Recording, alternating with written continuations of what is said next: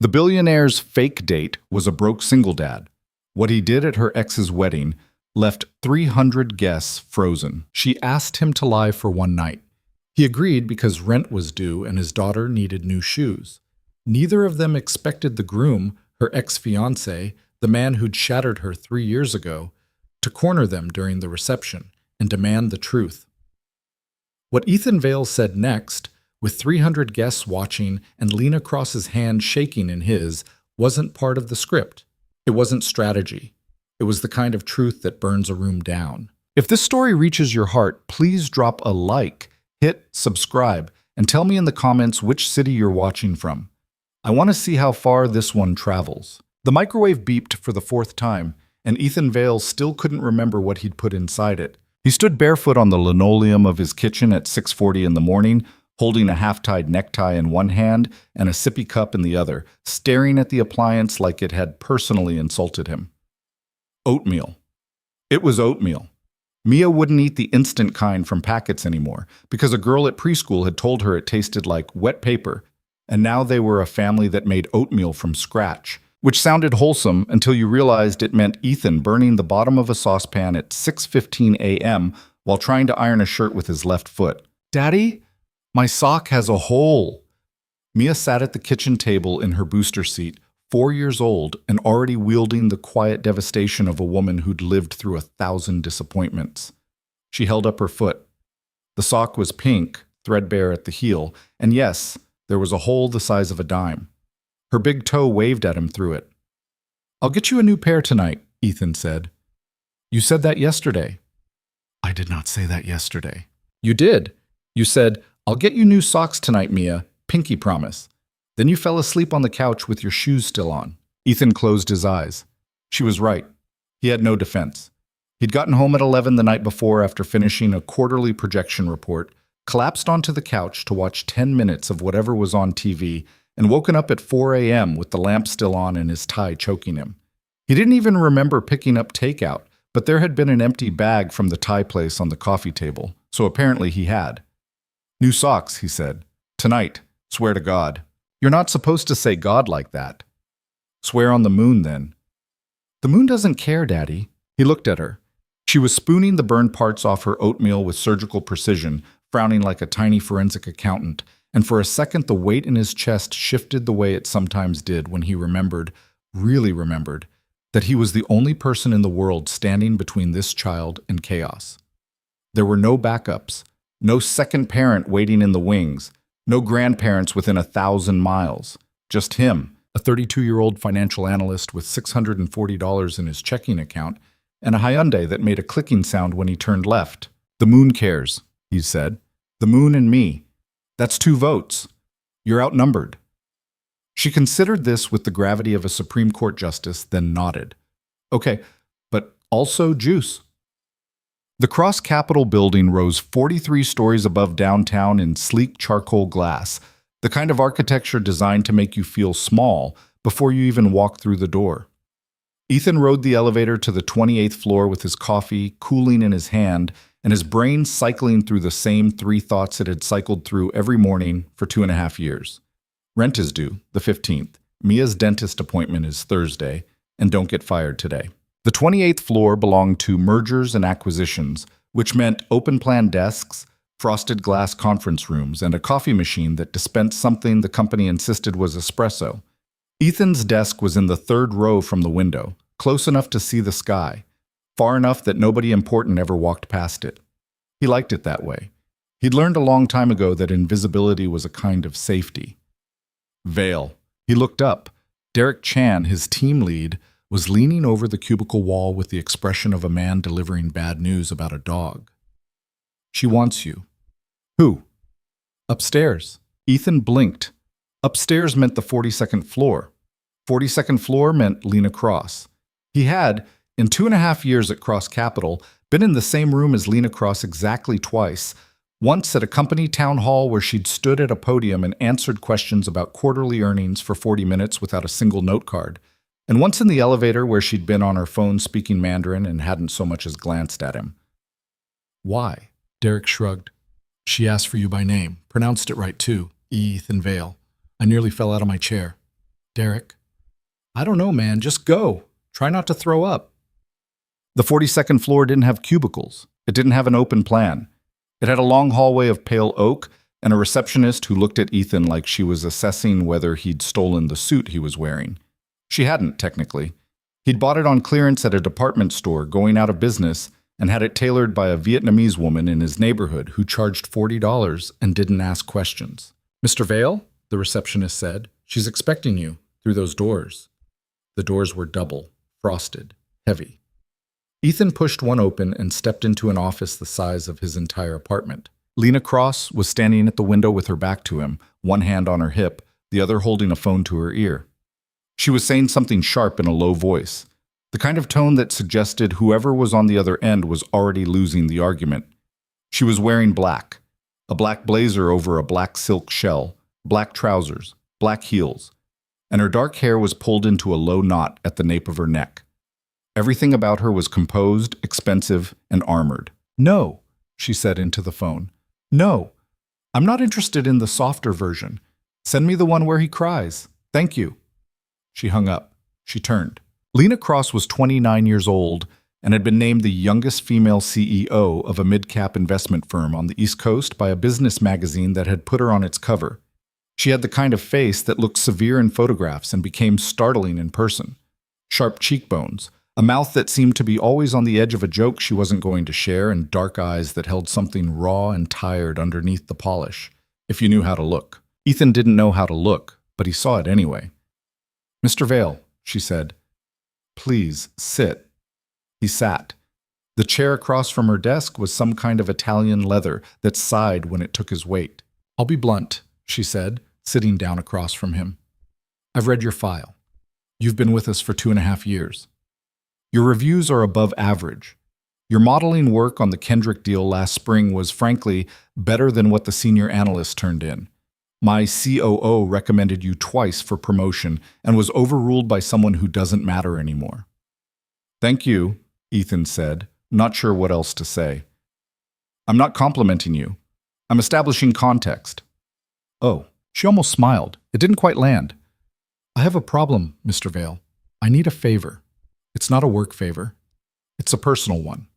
And before I ask, I want you to understand 3 things. First, saying no will have no consequence on your employment. None. I'll sign that in writing if you want me to. Second, if you say yes, you'll be compensated, generously. And third, nothing I'm about to say leaves this room. He felt the shape of the conversation shift under him the way a boat shifts when someone big steps onto the deck. He glanced at the door. He glanced back at her. I'm listening. She picked up a pen. She didn't write with it. She just held it, like a prop. My ex-fiancé is getting married in 3 weeks.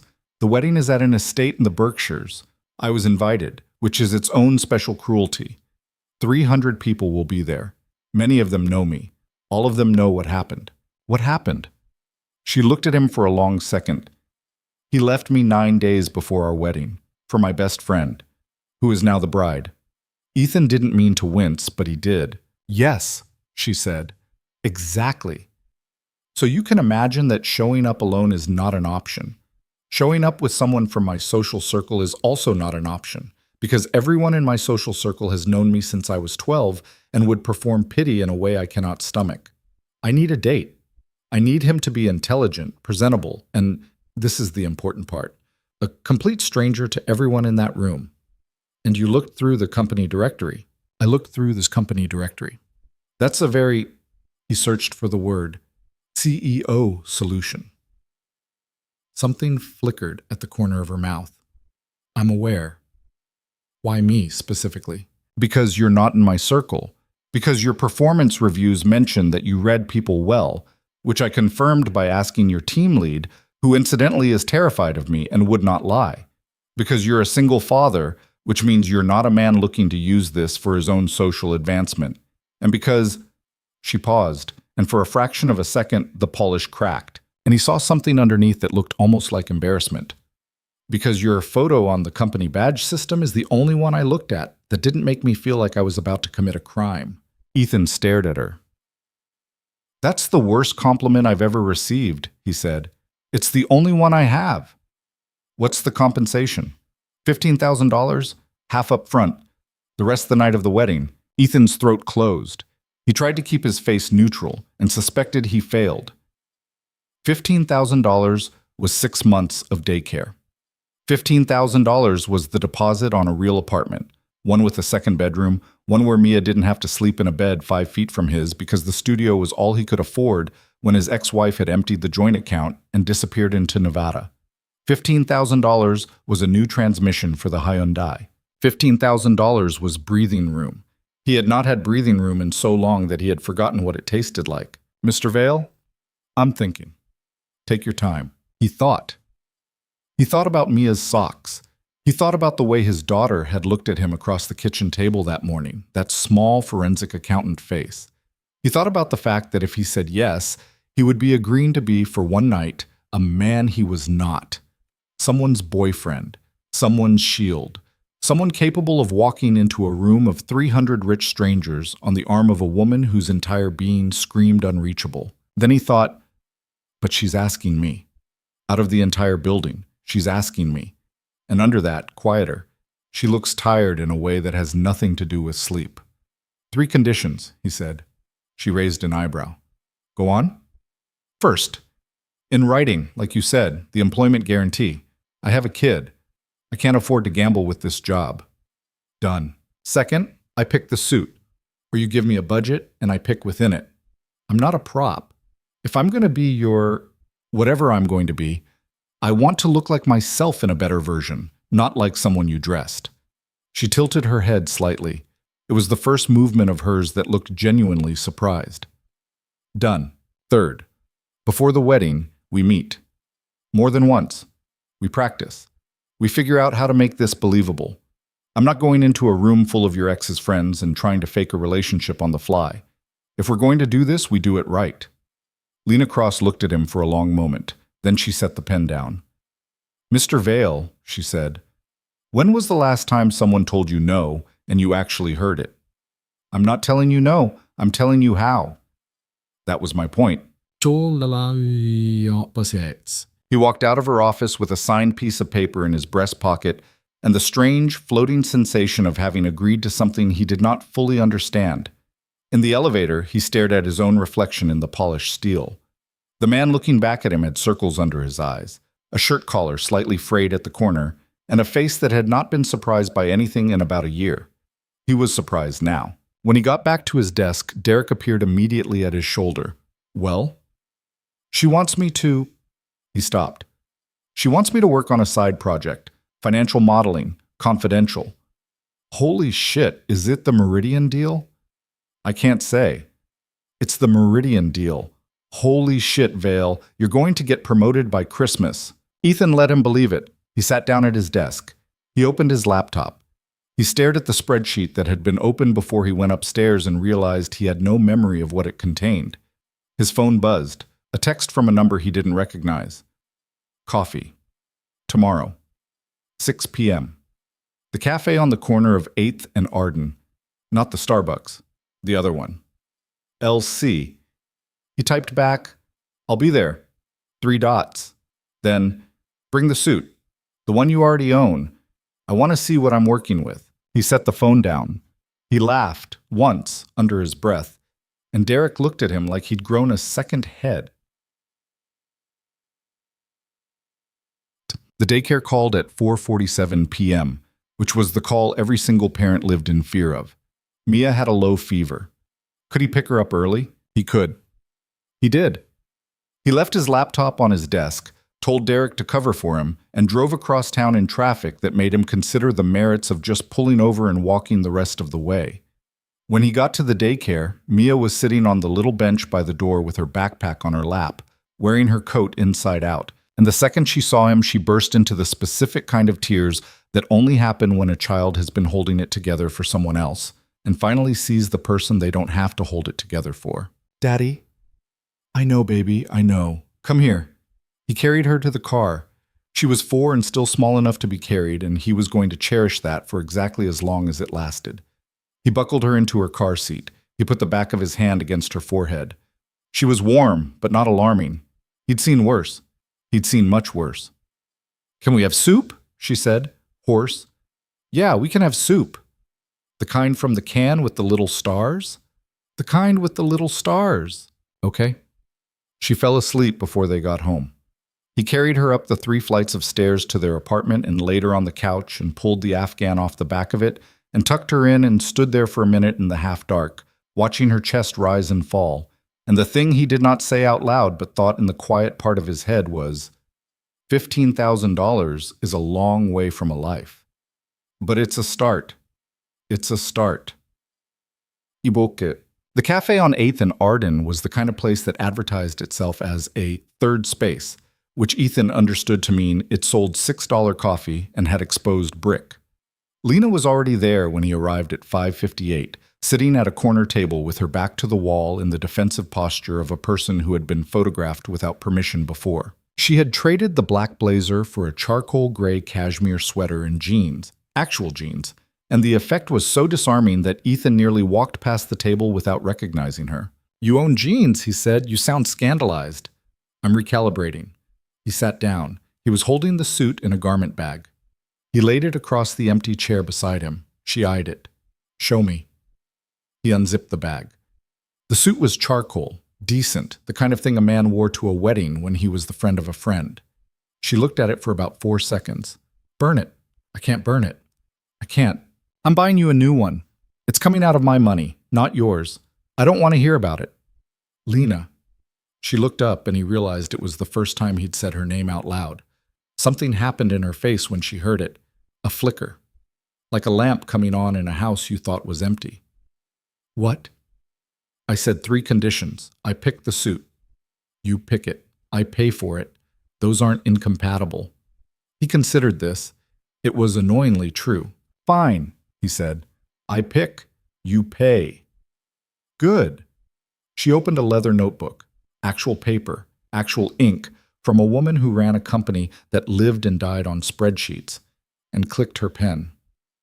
"Tell me about yourself," she said. "Not the resume version, the version that would survive dinner conversation with people who want you to fail." He sat back. He looked at her across the little table, across the 2 coffees she'd ordered for them both without asking, across all the distance that someone like Lena Cross usually kept between herself and someone like him, and he understood for the first time that she had not chosen him because of his photo. That had been a lie, or a kindness, or both. She had chosen him because she needed someone who would not be impressed by her. And she had decided, based on what, he had no idea, that he wouldn't be. She was right. He wasn't, but he was starting to be interested. "I was raised in a town in western Pennsylvania you've never heard of," he said. "My mother was a nurse. My father left when I was 7. I put myself through undergrad by working at a Sunoco gas station on the night shift and taking loans I'm still paying off. I got married at 26 to a woman I met in business school. I have a 4-year-old named Mia. My ex-wife lives somewhere in Nevada now and has not called our daughter in 14 months. I make $72,000 a year before taxes, which in this city is enough to eat but not enough to breathe. My daughter had a hole in her sock this morning. That's the version that would survive dinner." Lena Cross set down her pen. She looked at him for a long moment. Whatever she'd been expecting to write, she did not write it. Instead, she closed the notebook. She folded her hands on the table, and when she spoke, her voice had lost some of its precision, and for the first time all day she sounded like a person and not a title. "Mr. Vale," she said. "Ethan, I'm going to be honest with you because I suspect lying to you would be a waste of both our time. I didn't choose you because of your photo. I chose you because your team lead said, and I'm quoting, 'Ethan's the most decent guy on the floor, and he's also the most tired. He won't try anything. He can barely stay awake.'" Ethan almost laughed. Derek said that. Derek said that. Derek is going to be very surprised to learn what he said. I trust he will. She picked up her coffee. She did not drink it. She held it like a woman holding on to something steady in weather. "I'm going to be at that wedding," she said, quieter now. "And everyone in that room is going to be watching me to see if I bleed. I've spent the last 9 months preparing not to bleed. And the truth is, I'm very good at that. I've been doing it since I was 13, but I don't want to do it alone this time. I don't want to walk into that room by myself and smile and drink champagne and dance with strangers and pretend I don't remember standing in a bridal shop with her 3 years ago picking out dresses. I can't. I can do almost anything, but I can't do that. She looked up. Her dark eyes were steady, but there was something in them now that hadn't been there in her office. Something she'd decided in that moment to let him see. I need someone next to me who has no investment in whether I win or lose, who won't use this against me later, who will hold my hand when I ask him to and let go when I tell him to. I need someone who is, for one night, on my side and nobody else's. I'm paying you $15,000 because that's what it would take to make most men do this, and because I don't want you to pretend it's a favor. It's a job. You're very good at your job. I'm asking you to do this one. Ethan was quiet for a long time. He thought about his apartment. He thought about Mia on the couch with the Afghan. He thought about the hollow sound his mother's voice used to have when she came home from double shifts and stood at the sink eating cereal over the counter because she was too tired to sit down. He thought about the version of his ex-wife that had existed before she became the woman who left. The version that had once looked at him and said, "You're going to be a good dad." And he thought about how that prediction had turned out to be the only true thing she'd ever told him. He thought about the fact that the woman across from him had just said, "I can't do that," out loud to a stranger in a cafe because she had nowhere else to put it. "Okay," he said. "Okay? Okay, I'll be on your side." She exhaled. It was barely audible, but he saw her shoulders drop half an inch and understood that she had been holding them up since before he walked in. "Thank you," she said. "Don't thank me. You're paying me." "I'm thanking you anyway." They sat there for a minute in a silence that was not quite comfortable, but was no longer the sharp-edged silence of strangers. Outside the cafe, the streetlights were coming on. A man walked past with a dog and a sweater. Somewhere in the back, an espresso machine hissed. "Same time Thursday?" she said. "Same time Thursday." "I'll have the suit." I don't know what I'll have. I'll have stories about my sister." "You don't have a sister." "I'm inventing one. For the wedding. Her name is Claire. She's a veterinarian. She lives in Portland." Lena Cross looked at him. And then, for the first time since he'd walked into her office that morning, she smiled. It was a small smile, barely there, and it did not soften her so much as reveal that she was softer than she'd been willing to show. It hit him somewhere he had not been prepared to be hit. "Claire," she said. "Portland. Veterinarian." "Yes, Mr. Vale, you're going to be very good at this." "I hope so," he said.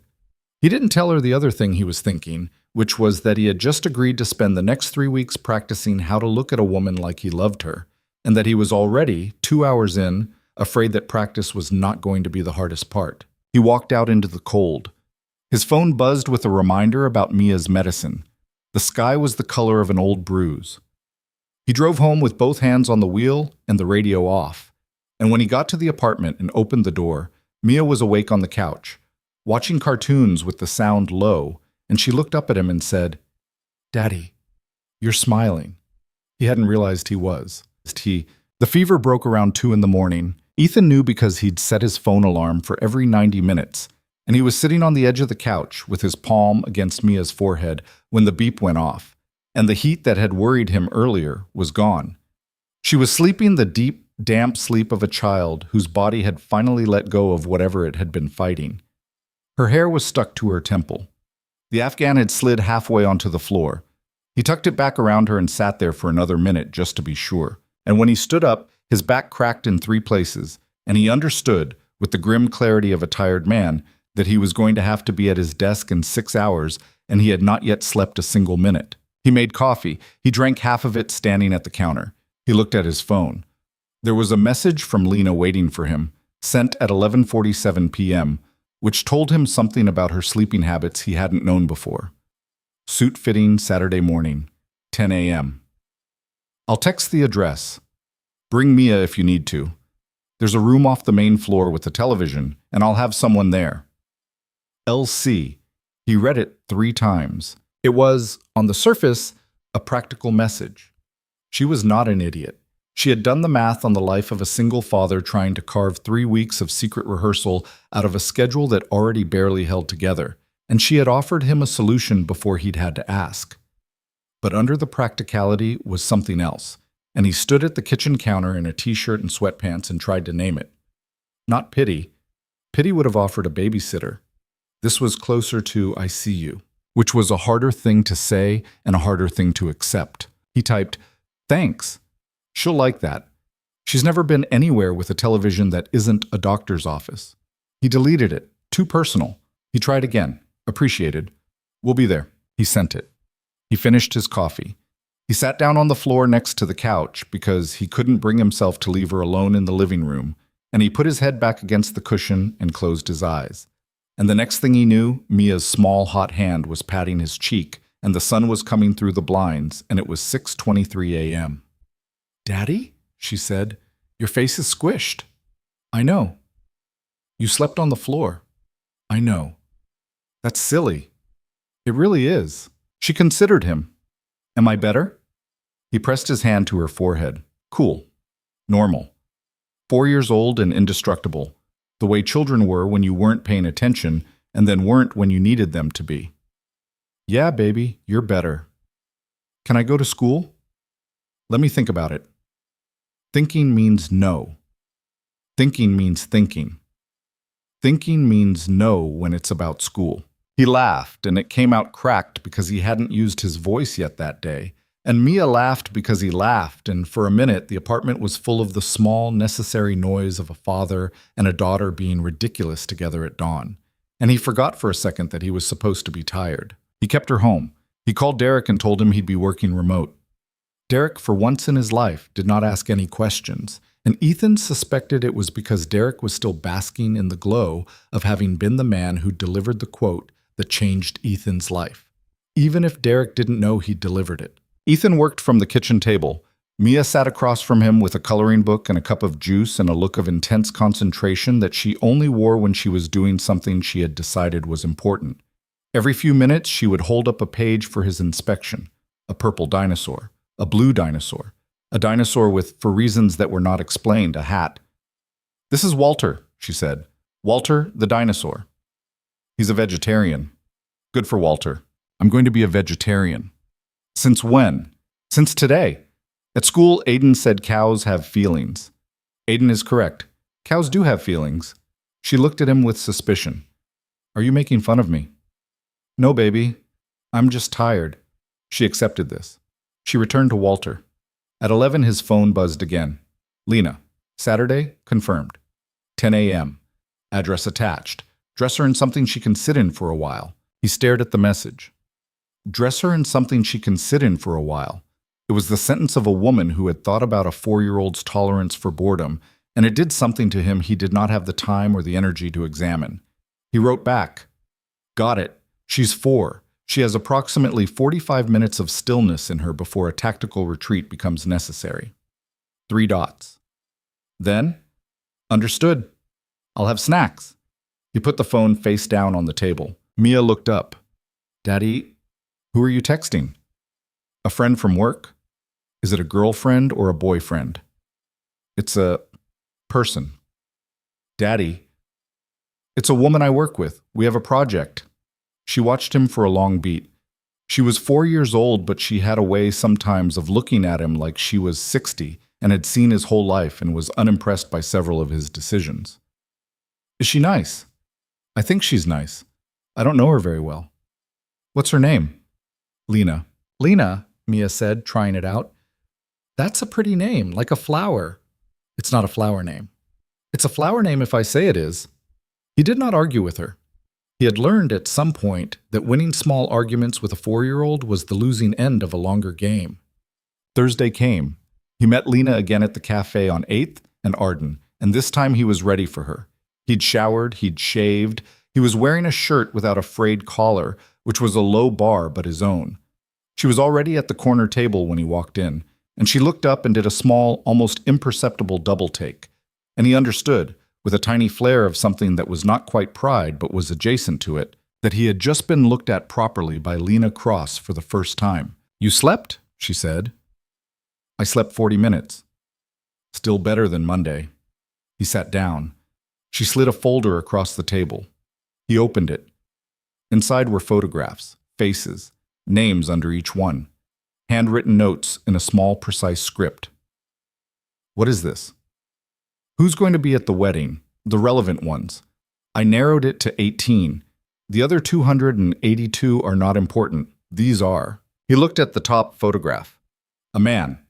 Early 30s, dark hair, good jaw, the kind of tan that came from sailing rather than working outside. The groom. Marcus Hale. Marcus. Yes. I hate him on principle. Good. Tell me what I need to know. She did. She walked him through the photographs one at a time, in a voice that was low and even and gave away nothing, and Ethan listened and took notes on a napkin because she had not brought him paper and he wasn't going to ask. Marcus Hale ran a family hedge fund. Marcus Hale had proposed to her at a winery in Bordeaux. Marcus Hale had told her 9 days before the wedding that he had been in love with her best friend for 2 years and could not live a lie. Marcus Hale had said this in a restaurant, in public, with a waiter standing 3 feet away holding their entrees. He ordered dessert after he told you, Ethan said flatly. Didn't he? She looked up. How did you know that? Because he's the kind of man who thinks he's being honest when he's really just being efficient with his own discomfort. She stared at him for a long moment. Mr. Vale. Ethan. Ethan. Have you considered a career in psychology? I have a degree in finance and $400,000 in student loans. I have considered exactly the career I have. She almost laughed. It was the second time he'd made her almost laugh. He was starting to chase it a little, and he didn't entirely like that about himself. But he couldn't stop. The best friend was named Camille Witt. Camille had been Lena's college roommate. Camille had been her maid of honor, right up until the moment she was not. Camille had, according to Lena's dry, clinical summary, an inheritance from her grandmother that made her socially bulletproof. And she would be the bride on a Saturday afternoon in 3 weeks in front of 300 people who had all, every one of them, attended Lena and Marcus's engagement party 2 summers ago. How are you not screaming? I scream in private, Ethan, like a normal person. Right, sorry, she went on. The bride's mother was named Diana Witt and had once cornered Lena at a brunch and told her that Marcus had a wandering heart and that women like us had to accept that.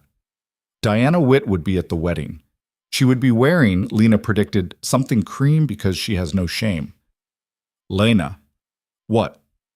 Why are you going to this wedding? She set her pen down. She folded her hands. She looked at him across the little cafe table with the kind of stillness that was not calm, but was the thing calm pretended to be when it wanted to pass for something it wasn't. Because if I don't go, I will have been absent. And absent, in my world, is the same as broken. And I am a lot of things, Ethan, but I am not broken. Or if I am, I'm not giving them the satisfaction of knowing it. If I walk into that room with my head up and a man on my arm who is obviously unbothered by any of it, I win. If I don't show up, they win. I've been winning against people like them since I was 12 years old. I'm not losing this one. Ethan was quiet for a minute. Then he said, Lena. What? What happened when you were 12? Something in her face shifted. We're not doing that tonight, she said. Okay. Maybe never. Okay. And because he had a daughter, and because he had learned from her the great lesson of not pushing a closed door, he let it be closed. He drank his coffee. He flipped through the rest of the photographs. He memorized names. And when she finally stood up to leave, 40 minutes later, she paused by the door and looked back at him and said, My father was a CEO, too. Okay. He had 5 wives. I was from the first one. The other 4 all hated me. My mother died when I was 11. I was raised essentially by a rotating cast of stepmothers, none of whom wanted me in their house. I learned how to be unwanted gracefully before I learned how to drive. That's what happened when I was 12, among other things. Ethan did not say anything. He had learned that too. See you Saturday, she said. See you Saturday. She left. He sat there for a long time after she was gone, holding his empty coffee cup, and he thought about a little girl in a big house, learning how to be unwanted gracefully, and he thought about his own daughter at home drawing a dinosaur named Walter, and he thought about how strange it was that the universe put certain people in front of each other and called it coincidence. Saturday morning, Mia wore a yellow dress with a white collar that had been a hand-me-down from the next-door neighbor's older daughter, and she had insisted on pairing it with her purple sneakers and a plastic headband with a butterfly on it, and Ethan had long ago given up on being the kind of father who fought those battles. She looked, in his completely unbiased opinion, like a small, very opinionated sunflower. The address Lena had sent was a brownstone on the Upper East Side that did not have a sign on it. The door was opened by a man in a black vest who seemed to have been expecting them, and Ethan realized, about 2 seconds in, that this was not a store. This was some kind of private fitting atelier that rich people knew about and the rest of the world did not. A staircase curved up to a second floor. The walls were lined with fabric swatches. There was a chandelier. Mia looked up at the chandelier. Daddy, are we in a castle? No, baby. We're in a very fancy... He searched for the word. Clothes house. I like it. Me too. Lena came down the staircase. She was in jeans again, and a simple white blouse, and her hair was loose around her shoulders for the first time he'd seen her, and it changed her whole face, softened it in a way that made her look younger and somehow more dangerous at the same time. She stopped at the bottom of the stairs when she saw Mia, and something happened in her expression that Ethan was not prepared for. She crouched down. Lena Cross, in a $600 blouse, crouched on a Persian rug to put herself at eye level with a 4-year-old in purple sneakers. You must be Mia. Mia looked her up and down with the critical eye of a woman evaluating another woman's entire life. You know my name. Your daddy told me. My name is Lena. Like a flower. Lena paused. Yes, like a flower. I told him it was a flower name, and he said no. Your daddy was wrong. Mia turned and gave Ethan a look of total vindication that was going to haunt him for the next 20 years. Told you. I have been told, Ethan said. Lena stood up. She did not look at him. She was, he realized, composing her face, and he was not supposed to see it. When she finally did look at him, she was back to normal, CEO neutral, all polish and control. There's a room for Mia. This way. The room off the main floor had a small couch and a television already on, and a woman in her 50s sitting in a chair with a book. And Ethan understood without being told that this was the person Lena had mentioned. The woman stood up when they walked in.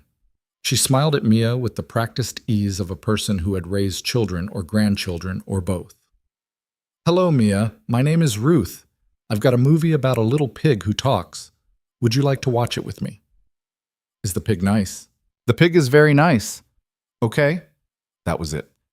Mia walked over and climbed onto the couch next to Ruth like she had known her for 6 years, and Ethan stood there for a second with the disorienting feeling of having been easily replaced, and then he followed Lena out of the room.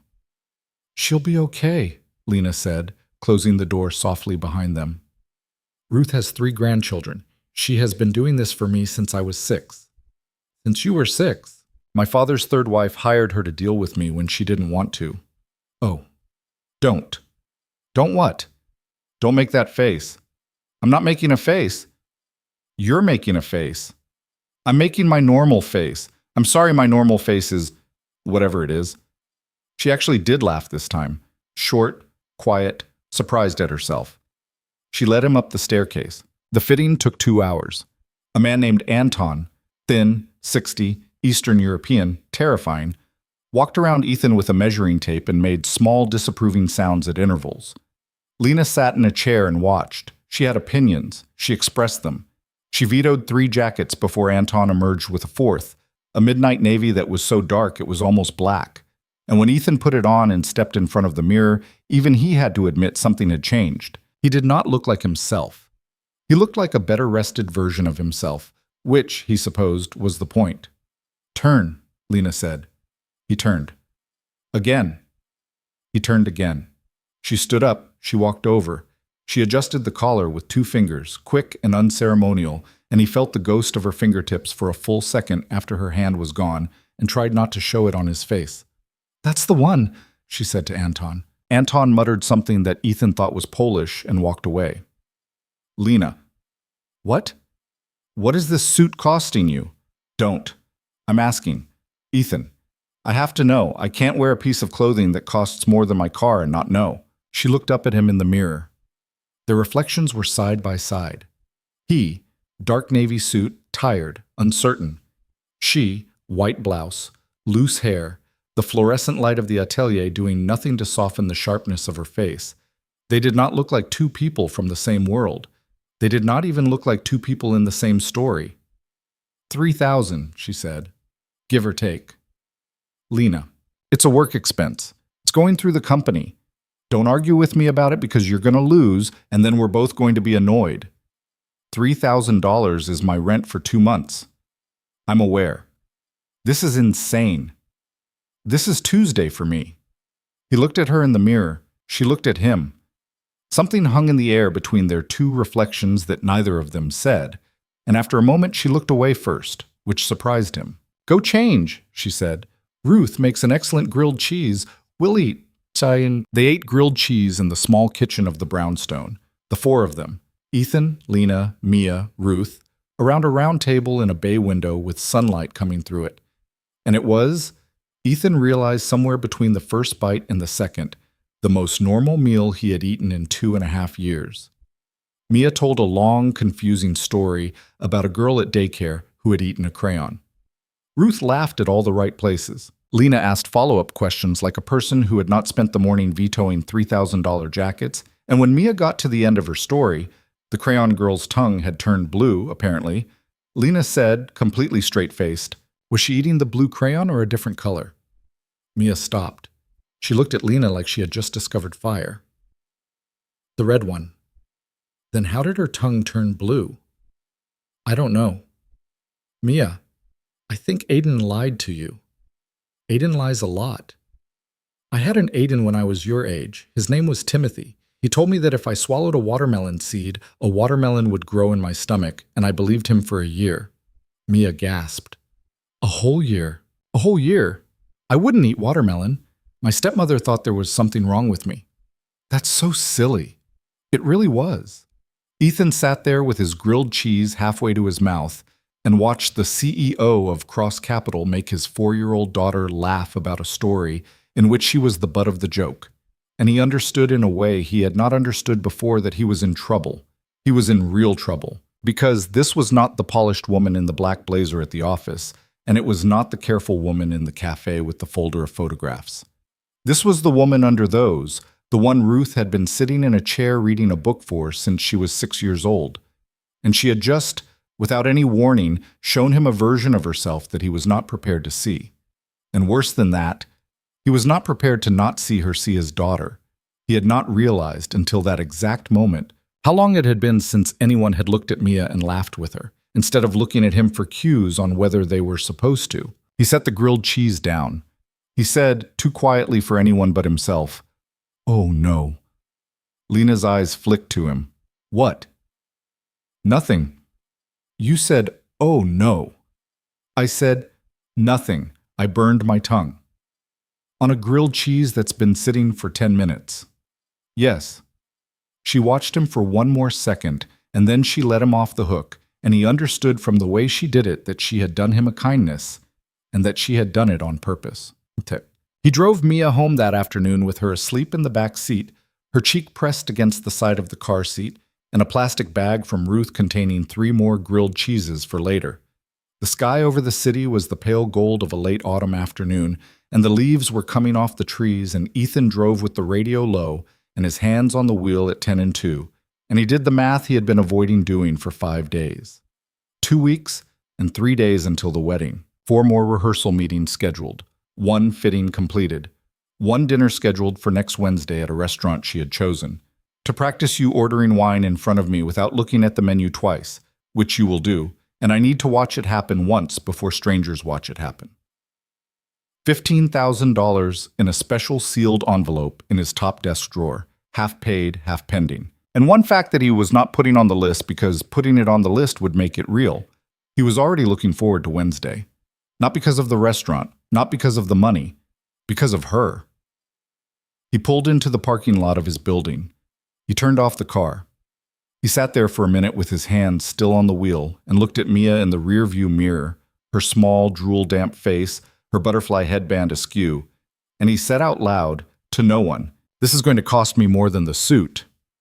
Wednesday dinner was at a restaurant in a building that used to be a bank. The vault door was still in the wall, propped open, behind the bar. Lena was already at the table when he arrived. She was wearing a dark green dress that was simple in the way that expensive things are simple, and her hair was up, and she had a glass of something amber in front of her that was not wine. "Whiskey," she said, seeing him look. "I thought we were practicing wine." "We are. I'm also drinking whiskey. I had a bad afternoon." "What happened?" "I don't want to talk about it." "Okay." He sat down. He looked at the wine list. It had more pages than some books he had read recently. He opened it with what he hoped was a casual air. Lena watched him over the rim of her glass with the expression of a woman enjoying a show she had paid admission for. "I hate you," he said. "No, you don't." "I hate you a little." "Order the Bordeaux, the 18 if they have it, under $40 by the glass." Hand the list to the sommelier with a nod, not a smile. "Why not a smile?" "Because smiling at sommeliers is how Americans announce they don't know what they're doing." Noted. He ordered the Bordeaux. The sommelier nodded. Lena nodded. Ethan did not smile. He felt like he had just passed a small exam in a language he was not fluent in. "Good," Lena said. "Do it just like that on the 14th. On the 14th, there will be 300 people watching. On the 14th, you will not think about the 300 people. You will think about me. You will treat me like I'm the only person in the room. Can you do that?" "I can try." "Try isn't going to get us through the reception, Ethan." He looked at her. She looked back. "I can do it," he said. "Good." A silence fell. It was not uncomfortable. It was the silence of two people who had been in rooms together enough times to know they did not have to fill every second of it. Outside the window, the street was wet. It had started to rain while he was driving over. A woman in a red coat hurried past under a black umbrella. A cab slid by. The restaurant was half full and warm and quiet, and it felt for a moment like a place that could have been theirs if they had been different people. "Ethan." "Yeah. Tell me about Mia's mother." He almost laughed because it was such a Lena question. No warm-up, no softening, just the thing itself, dropped on the table like a set of keys. That's a hell of a segue from the wine list. "I can't meet her mother through anecdote at the wedding. I need the version that doesn't get told." He looked at her for a long moment. He understood suddenly that she was not asking for strategy. She was asking because she wanted to know. She had decided sometime between the fitting and now that she wanted to know. And she was the kind of woman who did not phrase a want as anything other than a request. "Her name is Whitney," he said.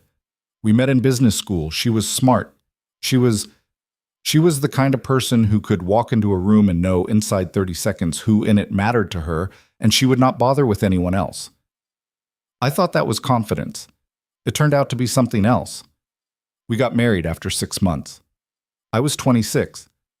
I don't know what I was thinking. I think I wasn't. Go on. She got pregnant 8 months into the marriage. She didn't want to be. I did. We had a fight about it that I'm not proud of. She kept the baby because I begged her to. I still feel weird about that. Mia was born. For about 2 years, Whitney tried. I want to be fair to her. She tried, but she was not a woman who was going to be a mother. Some people aren't. And I don't think it's a failure of character. I think it's just a fact. And I married one without knowing it. She left when Mia was 20 months old. She went to Reno first, then Las Vegas. She has not called in 14 months. Does Mia remember her? She has a vague memory of a woman with blonde hair. She asks about once every 3 months. I tell her the truth in the amount the truth can be told to a 4-year-old. I say Mommy is sick in a way that's hard to fix, and she lives far away, and it is not because of Mia. I say Mommy loved you when she knew how, and she didn't know how for very long. That's a hard thing to say. It's the only true thing I have. Lena looked at him across the little table with the candlelight between them and the rain beginning to hit the window harder now, and she did not say anything for a long time. When she finally spoke, her voice was lower than it had been. "Ethan." "Yeah. I'm not going to hurt her." He went still. "What?" "I don't know what you think this is. I don't entirely know what I think this is. But I have been a child whose life got complicated by an adult who used her and then left. And I'm not going to be that adult in your daughter's life. I want you to know that. I want you to know it now, before the 14th. Because after the 14th, there's going to be a conversation we have to have, and I want you to already know this part before we have it. He did not know what to say. The waiter came and put down their entrees. Ethan realized he had no memory of ordering. He looked at the plate in front of him. Some kind of fish. He had not ordered fish. Lena must have ordered for him. It was somehow exactly what he wanted. Lena. What? You're not allowed to say things like that to me in public. Why not? Because I have to drive home, and you've just made it significantly harder. She did not smile, but her eyes changed. A softening that was not a smile, but was its cousin. I'm sorry, she said. No, you're not. I'm a little sorry. I'll take a little. He drove home in the rain with her words sitting in his chest like a small hot coin. I'm not going to hurt her. He had not known, until she said it, how afraid he had been of exactly that. He had not allowed himself to be afraid of it, because being afraid of it would have meant admitting that there was something to be afraid about, which would have meant admitting that whatever this was had already crossed a line that the $15,000 was not meant to cross. He got home. He paid the sitter, a retired nurse from down the hall named Mrs. Okafor, who charged him $10 an hour and always sent him home with a Tupperware of something.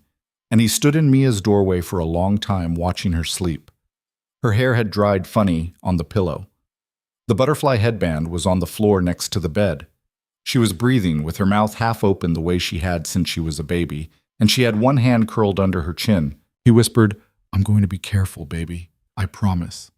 He did not know, when he said it, whether he was making the promise to her or to himself.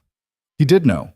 When he closed the door softly and went back to the kitchen and poured himself a glass of water and stood at the counter drinking it in the dark, that he had 12 days until the wedding, and that practice, the way Lena had originally framed it, was no longer what they were doing. They were doing something else now. Something neither of them had named.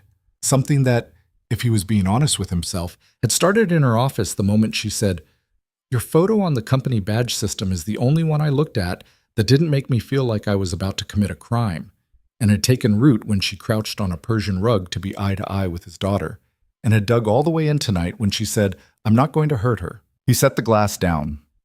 He turned off the kitchen light. He walked down the hall to his own room and did not turn that light on either. He lay down on top of the covers in his shirt and his pants, and he closed his eyes, and for a long time he did not sleep. He listened to the rain. He listened to Mia's breathing through the wall. He listened to the quiet inside his own chest, which was no longer quiet, which had not been quiet since Monday, which was, he was beginning to understand, not going to be quiet again for a long time. When he finally did sleep, he dreamed, for the first time in maybe 3 years, about something other than deadlines and unpaid bills. He dreamed about a garden at night with lights strung through it. He dreamed about a woman in a green dress standing at the end of a long lawn, turning around when he said her name.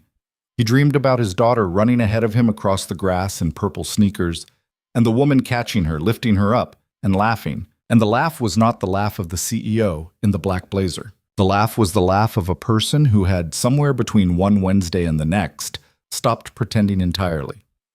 He woke at 5:47 a.m. with the rain still going. His phone was face down on the nightstand. He turned it over. There was a message from her, sent at 2:11 a.m. I shouldn't have said that at dinner, or I should have said it later. I didn't plan it. I want you to know I didn't plan it. Go to sleep. See you Friday. He read it twice. He typed, It's okay. I didn't plan any of this either. He hit send before he could take it back. The 3 dots appeared. They stayed a long time. He watched them, holding the phone in the dark with his heart doing something stupid inside his chest. And finally her reply came through. 3 words. Nothing more. I know you didn't. He put the phone face down on the nightstand. He lay in the dark. The rain kept falling.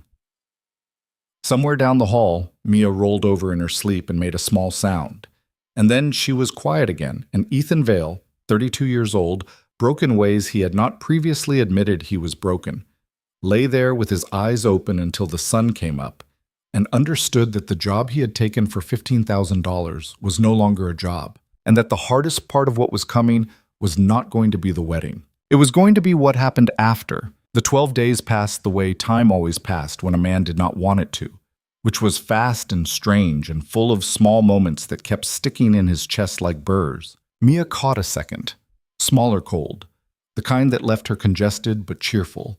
And Mrs. Okafor down the hall brought over a pot of some kind of pepper soup that cleared Ethan's sinuses for an hour and made Mia cough, and then laugh, and then cough again.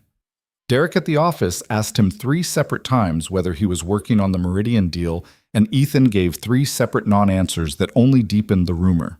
He went to the dry cleaners. He paid the electric bill, which was overdue by 11 days. He took Mia to a playground on Saturday morning and watched her try to make friends with a boy who was wearing a plastic fire helmet and did not want to share it, and he listened to his daughter negotiate with the boy in a voice that was suspiciously reasonable for her age, and he thought, with no warning at all, she sounds like Lena. He did not know what to do with that thought, so he put it down somewhere and walked away from it, which, he was beginning to understand, was what he had been doing with every thought about Lena Cross for 2 weeks. They met twice more. Once at the brownstone, for a second suit fitting in which Anton muttered in Polish, and Ruth fed Mia pancakes shaped like turtles. Once at a small wine bar in the West Village that Lena said she had chosen because nobody I know would be caught dead in it, and she drank 2 glasses of something red and talked for the first time about her mother. Not about her mother's death, about her mother's laugh. About the way her mother used to sing in the car off-key to a specific song that came on the radio, and how for years Lena had changed the station whenever that song came on because the memory hurt too much, and how lately she had started letting it play. Ethan listened. He did not interrupt. He understood by now that Lena Cross did not tell stories the way most people did, in narrative, in sequence, but in small, unexpected releases of pressure, the way a pipe hisses when a valve is turned. She told him things the way a person gave away a map, one landmark at a time, never the whole country. When she stopped talking that night, she looked at him for a long moment and said, "I have not told anyone about that song in 11 years. I won't say anything." "I know." "Why did you tell me?" She looked into her wine. "I'm practicing, apparently." "Practicing what?" "Being a person." He didn't answer. He didn't know how to. They drove back to the city separately that night.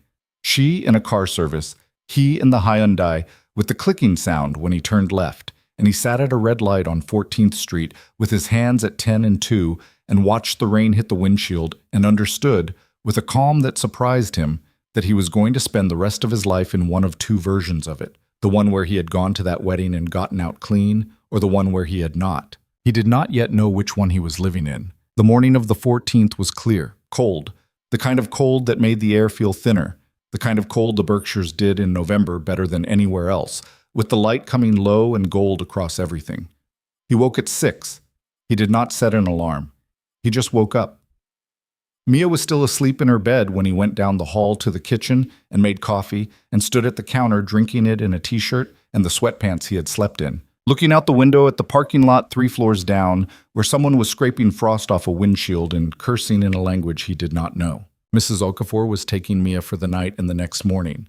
She had been paid in advance, which he had insisted on, and she had refused the extra $40 he had tried to push into her hand, which he had also insisted on, and they had compromised on her accepting a bottle of the specific kind of Nigerian palm wine that her son-in-law had mentioned in passing 3 months ago, and that Ethan had found, after some effort, at a market in Queens. She had hugged him when he gave it to her.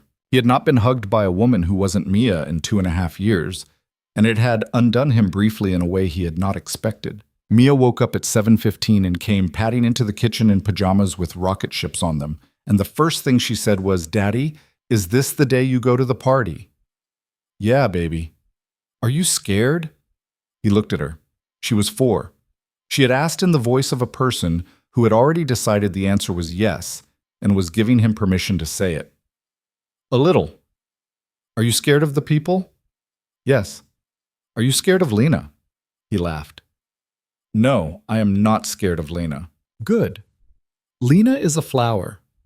"She's a flower." "Tell her I said hi." "Okay."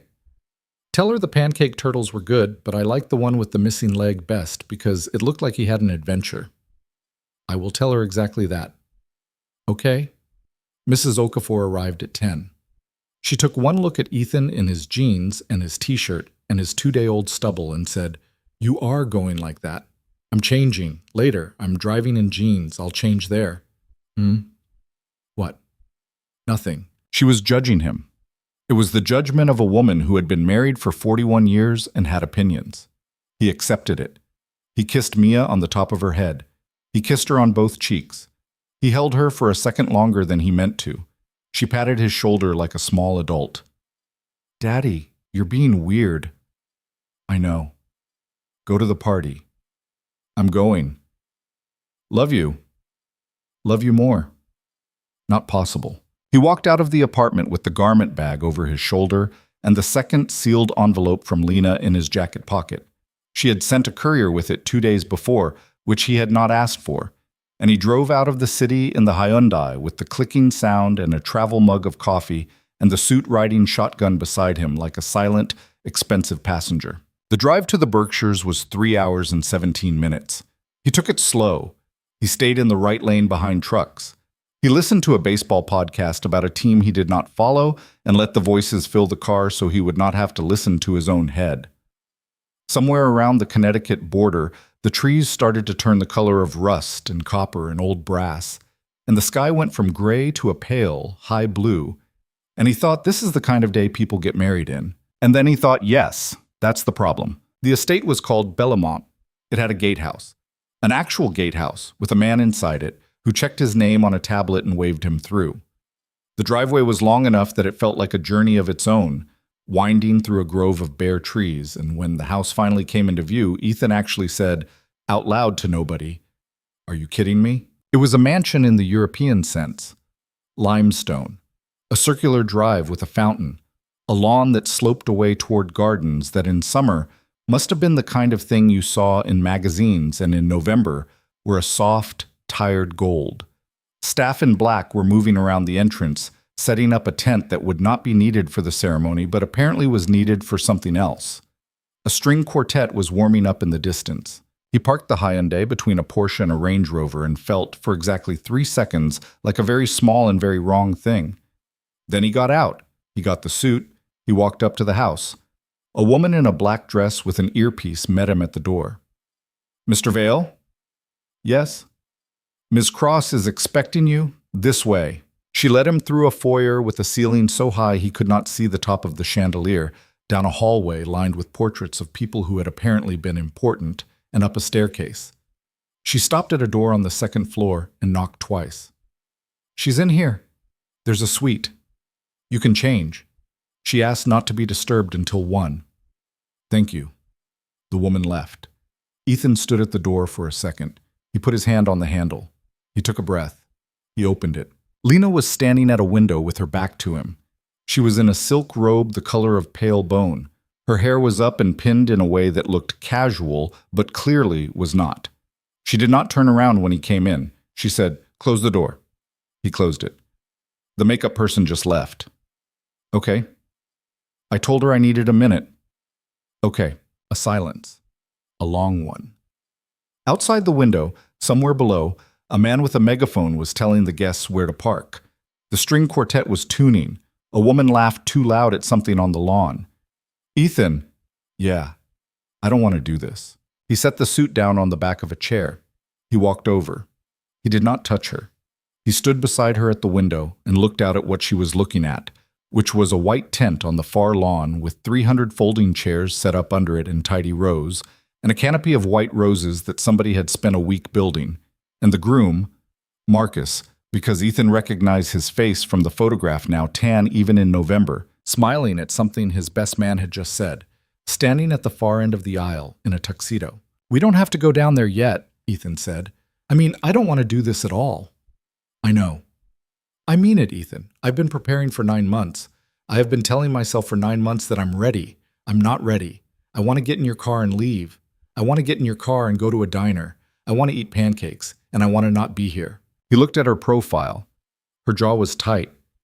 There was a thin film of tears at the corner of her eye, and she had not let them fall, and he understood that letting them fall now would ruin the makeup, and she was holding on to that small practical consideration the way a drowning person held onto a piece of wood. "Okay," he said, quiet.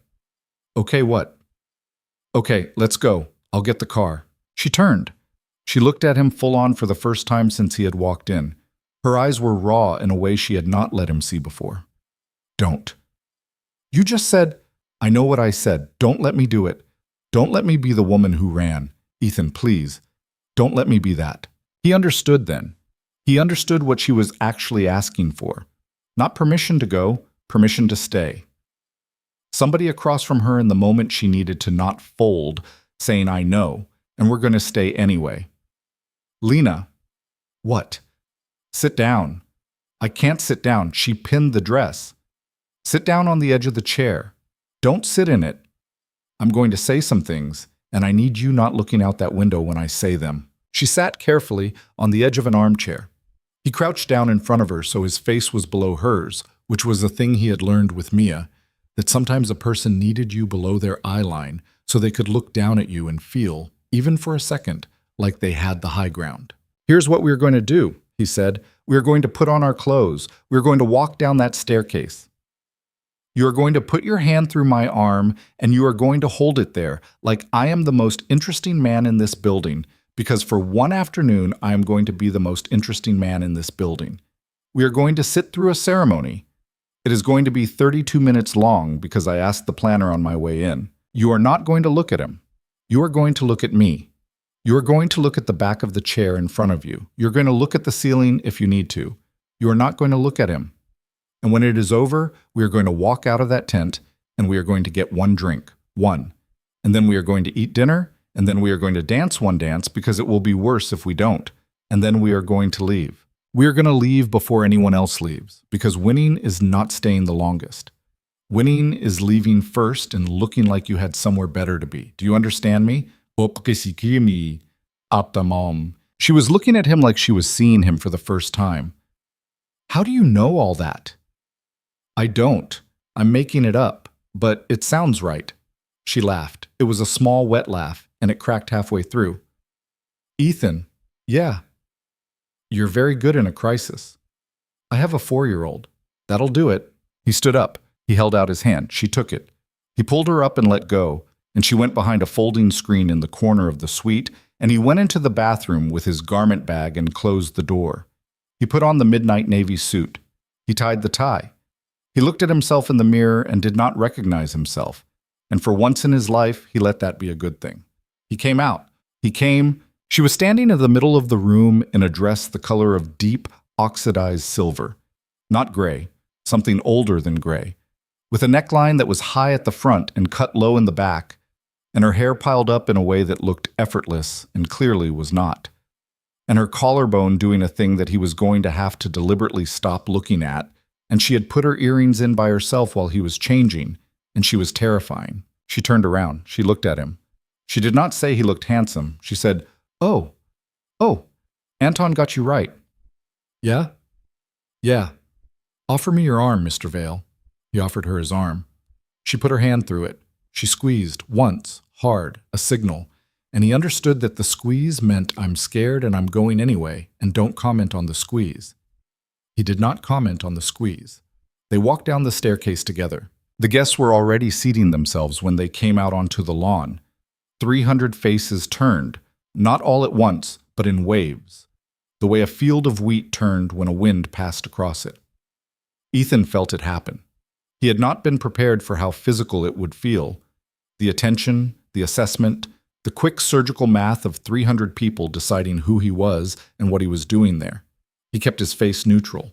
He kept his arms steady. He let Lena set the pace. They walked to their assigned row, 15 rows back, on the bride's side, which was either a cruelty on someone's part or a kindness, and he was not sure which. A woman in cream intercepted them before they reached the row.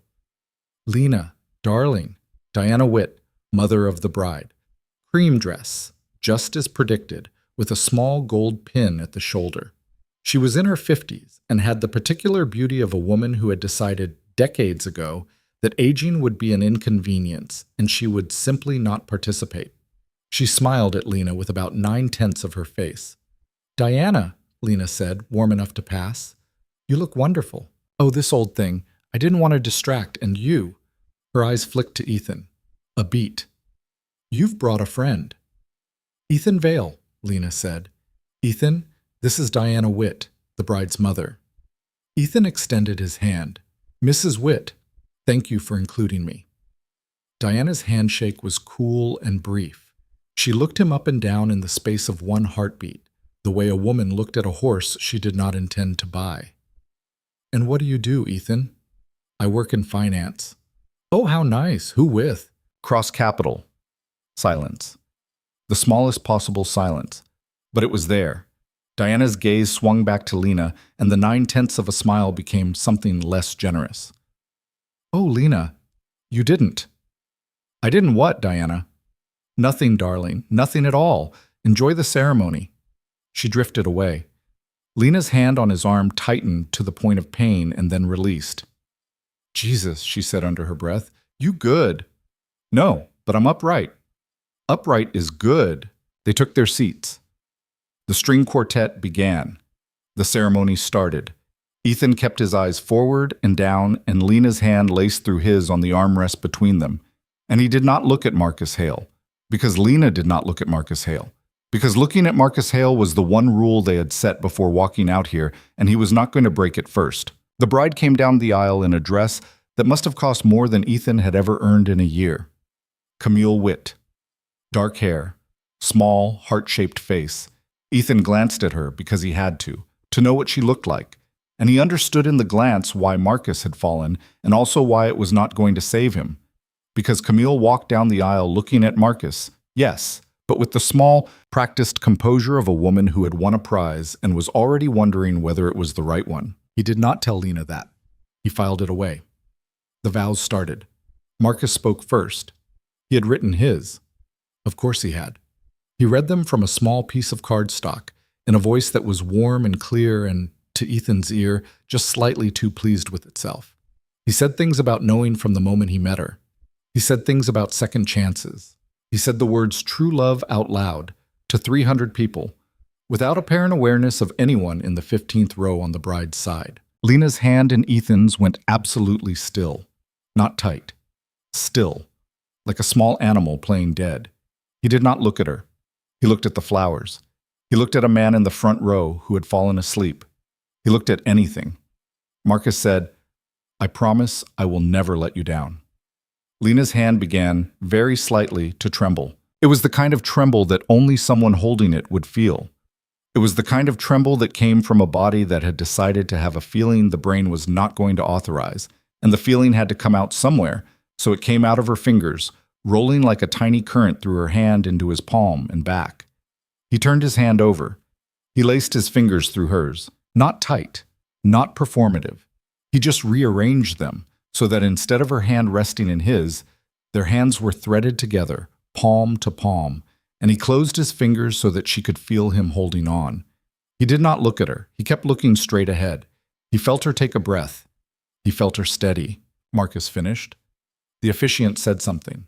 Camille began her vows, and her voice shook a little, which surprised Ethan, and he thought about it for half a second and then understood that Camille knew.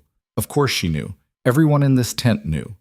Camille knew that at row 15 on her own side of the aisle, a woman she had once been a best friend to was sitting next to a stranger, holding his hand, and that this was the price of what she had done, and that the price was going to be paid every day for the rest of her life in ways she had not yet imagined. The vows ended. The kiss happened. The applause was loud and relieved, the way wedding applause always was, because 300 people had just been released from sitting still. Lena did not clap. Ethan did not clap. Their hands did not separate. The recessional played. The bride and groom walked back up the aisle. Marcus's eyes, for one sliver of a second, flicked to the 15th row and caught on Lena's face. And the expression that crossed his was so quick and so unguarded that Ethan almost missed it. The expression of a man who had just realized that the person he had most wanted to break was not broken, and who was not sure, in that instant, whether he was relieved or furious. And then Marcus's eyes moved to Ethan. They met for one beat. Ethan did not smile. He did not glare. He did exactly what Lena had asked him to do 3 days ago, which was look like a man who was not going to be impressed. He tilted his head a fraction of an inch. He looked back. Marcus looked away first. Lena's hand tightened in Ethan's for the 3rd time, and this squeeze he did comment on. "I saw that," he said. "I know." He looked away first. "I know. Can I tell you something?" "What?" I'm going to buy myself a drink before the reception, and I'm going to pay for it with the money your ex-fiancé lost when he looked away first." She actually laughed. She turned her face into his shoulder for a second. She had to, because if she had not turned it away from the other guests, she was going to do something that would undo the entire afternoon. And she laughed into the midnight navy wool of his new suit, and he felt the shape of the laugh all the way down to his rib cage. "Don't make me laugh here," she whispered. "You started it. I hate you." "No, you don't." "No," she said, very quietly. "I don't." He did not know what to do with that either. He filed it, the way he had filed the look on Camille's face, and he stood up as the rose began to empty, and he offered Lena his arm, and they walked out of the tent together in the direction of the cocktail reception like a man and a woman who had just survived something. The cocktail reception was in a long room that looked out on the gardens. White linen, champagne flutes in the hundreds, a quartet of jazz musicians in the corner playing something softly. Ethan got them both flutes. He took one, she took one. He exchanged hers for whiskey from the bar without being asked because he had learned that much about her in 2 weeks. And they stood by a window and did not try to talk to anyone. And for the first 15 minutes, to his surprise, nobody tried to talk to them. Then a woman in red came across the room like a heat-seeking missile. "Lena Cross, as I live and breathe. Miranda." "Oh, honey, look at you." "Miranda Gerber," Lena said without looking at Ethan. "My old boss's wife. Miranda, this is Ethan Vale." Miranda looked at Ethan. Miranda looked at Lena. Miranda looked at the space between them where their shoulders were almost but not quite touching. Miranda smiled the smile that women who had been bored at 300 cocktail parties smiled when they sensed blood in the water. "Ethan," she said, "and what brings you into Lena's life?" "Work, originally," Ethan said, easy. "She's my boss's boss's boss." "Oh, that's wicked." "I thought so. And now she tolerates me on the weekends." Lena did not look at him. Her mouth was doing something small at the corner that he caught only because he was starting to know her face. "Isn't that charming?" Miranda said. "Isn't that just charming? Lena, darling, you must tell me everything." "I'll tell you nothing, Miranda. You know this about me." "I do. It's maddening. It's why we're friends." "We are not friends, Miranda." "That's fair." Miranda drifted away. 2 more women replaced her almost immediately, and then a man and then another couple. And for 40 minutes, Ethan worked harder at small talk than he had ever worked at anything in his life. And Lena stood beside him with her hand on his arm and her glass emptying slowly. And he understood that she was watching him the way a boxing coach watched a fighter, tracking whether he was getting tired, and somewhere around the half-hour mark, she said low, into his shoulder, "You're doing well." "I'm dying." "No, you're not. You're doing well." "Lena." "What?" "He's coming over here." She turned her head very slowly. Across the room, cutting through the crowd with the easy authority of a man who had spent his entire life expecting rooms to part for him, Marcus Hale was walking toward them with a glass of champagne in each hand. "No," she said, soft. "No, no, no. Breathe. I'm breathing. Breathe again. Ethan, he's going to—" "I know. It's okay. It's okay. I've got this." "You don't have this. I have this." Marcus arrived. Up close, he was shorter than he had looked from the aisle, and his eyes were a pale, restless blue that did not settle on any one thing for longer than a second. He offered Lena one of the glasses. "I thought you might need something stronger by now." "I'm fine, Marcus, thank you." "Lena." "I said I'm fine." "Lena, come on. It's me. I know who it is." Marcus's eyes slid to Ethan. The pale blue did the quick, practiced assessment that men like him had been doing since prep school. The suit, acceptable. The watch, not acceptable. A cheap automatic Ethan had bought himself for his 28th birthday. The posture, the face. Ethan watched him do it. Ethan did not flinch. "I don't believe we've met," Marcus said. "We haven't," Ethan said. "Marcus Hale." "Ethan Vale." "Vale. I know that name." "Do I know that name?" "I doubt it." "Where do you work, Ethan?" "Cross Capital." Marcus's smile did not change. His eyes did. "Ah," he said. "Ah, I see. Lena, really?" "Marcus," Lena said, and her voice had gone flat, the way a lake went flat before a storm. Don't. I'm just making conversation. You're not. I'm asking the man a polite question. You're not. Ethan, Marcus said, turning fully to him now, and the smile had become the dangerous thing it was always going to become. Has she paid you? Or is she offering something else? Ethan did not move. He did not set down his glass. He did not clench his jaw, because he had learned, in the last 90 seconds, that this was exactly the scene Marcus wanted to have. And the one thing he was not going to give the man was the scene. He smiled. A small, almost friendly smile. Marcus, he said, you seem like a man who's had a long day. Let me give you some unsolicited advice from one man to another, and I say this with no animosity, because I actually don't think I have any. You married a woman today. She's in the other room right now, wearing a dress her mother probably picked out, wondering if you still think about the woman standing in front of me. That's the thing you need to go worry about, not us. Us is none of your business. Us has never been any of your business. You made that choice 3 years ago, and you don't get to revisit it because you're having a difficult afternoon. Go find your wife. The room around them had not gone quiet, but a small pocket of quiet had opened up around the three of them, the way a pocket of quiet opened around a fight in a bar before the fight actually started. Marcus's face had gone a color that was not quite red, but was on its way. You don't know me, Marcus said. I don't need to. I know her. And she's worth more than the version of yourself you're trying to defend right now. Silence. Lena did not move. Lena did not breathe. Lena's hand on his arm was a fixed and perfect weight. Marcus opened his mouth to say something and then closed it. He looked at Lena. He looked for the first time since the ceremony, like a boy who had done something he was not proud of and had not yet worked out how to explain it.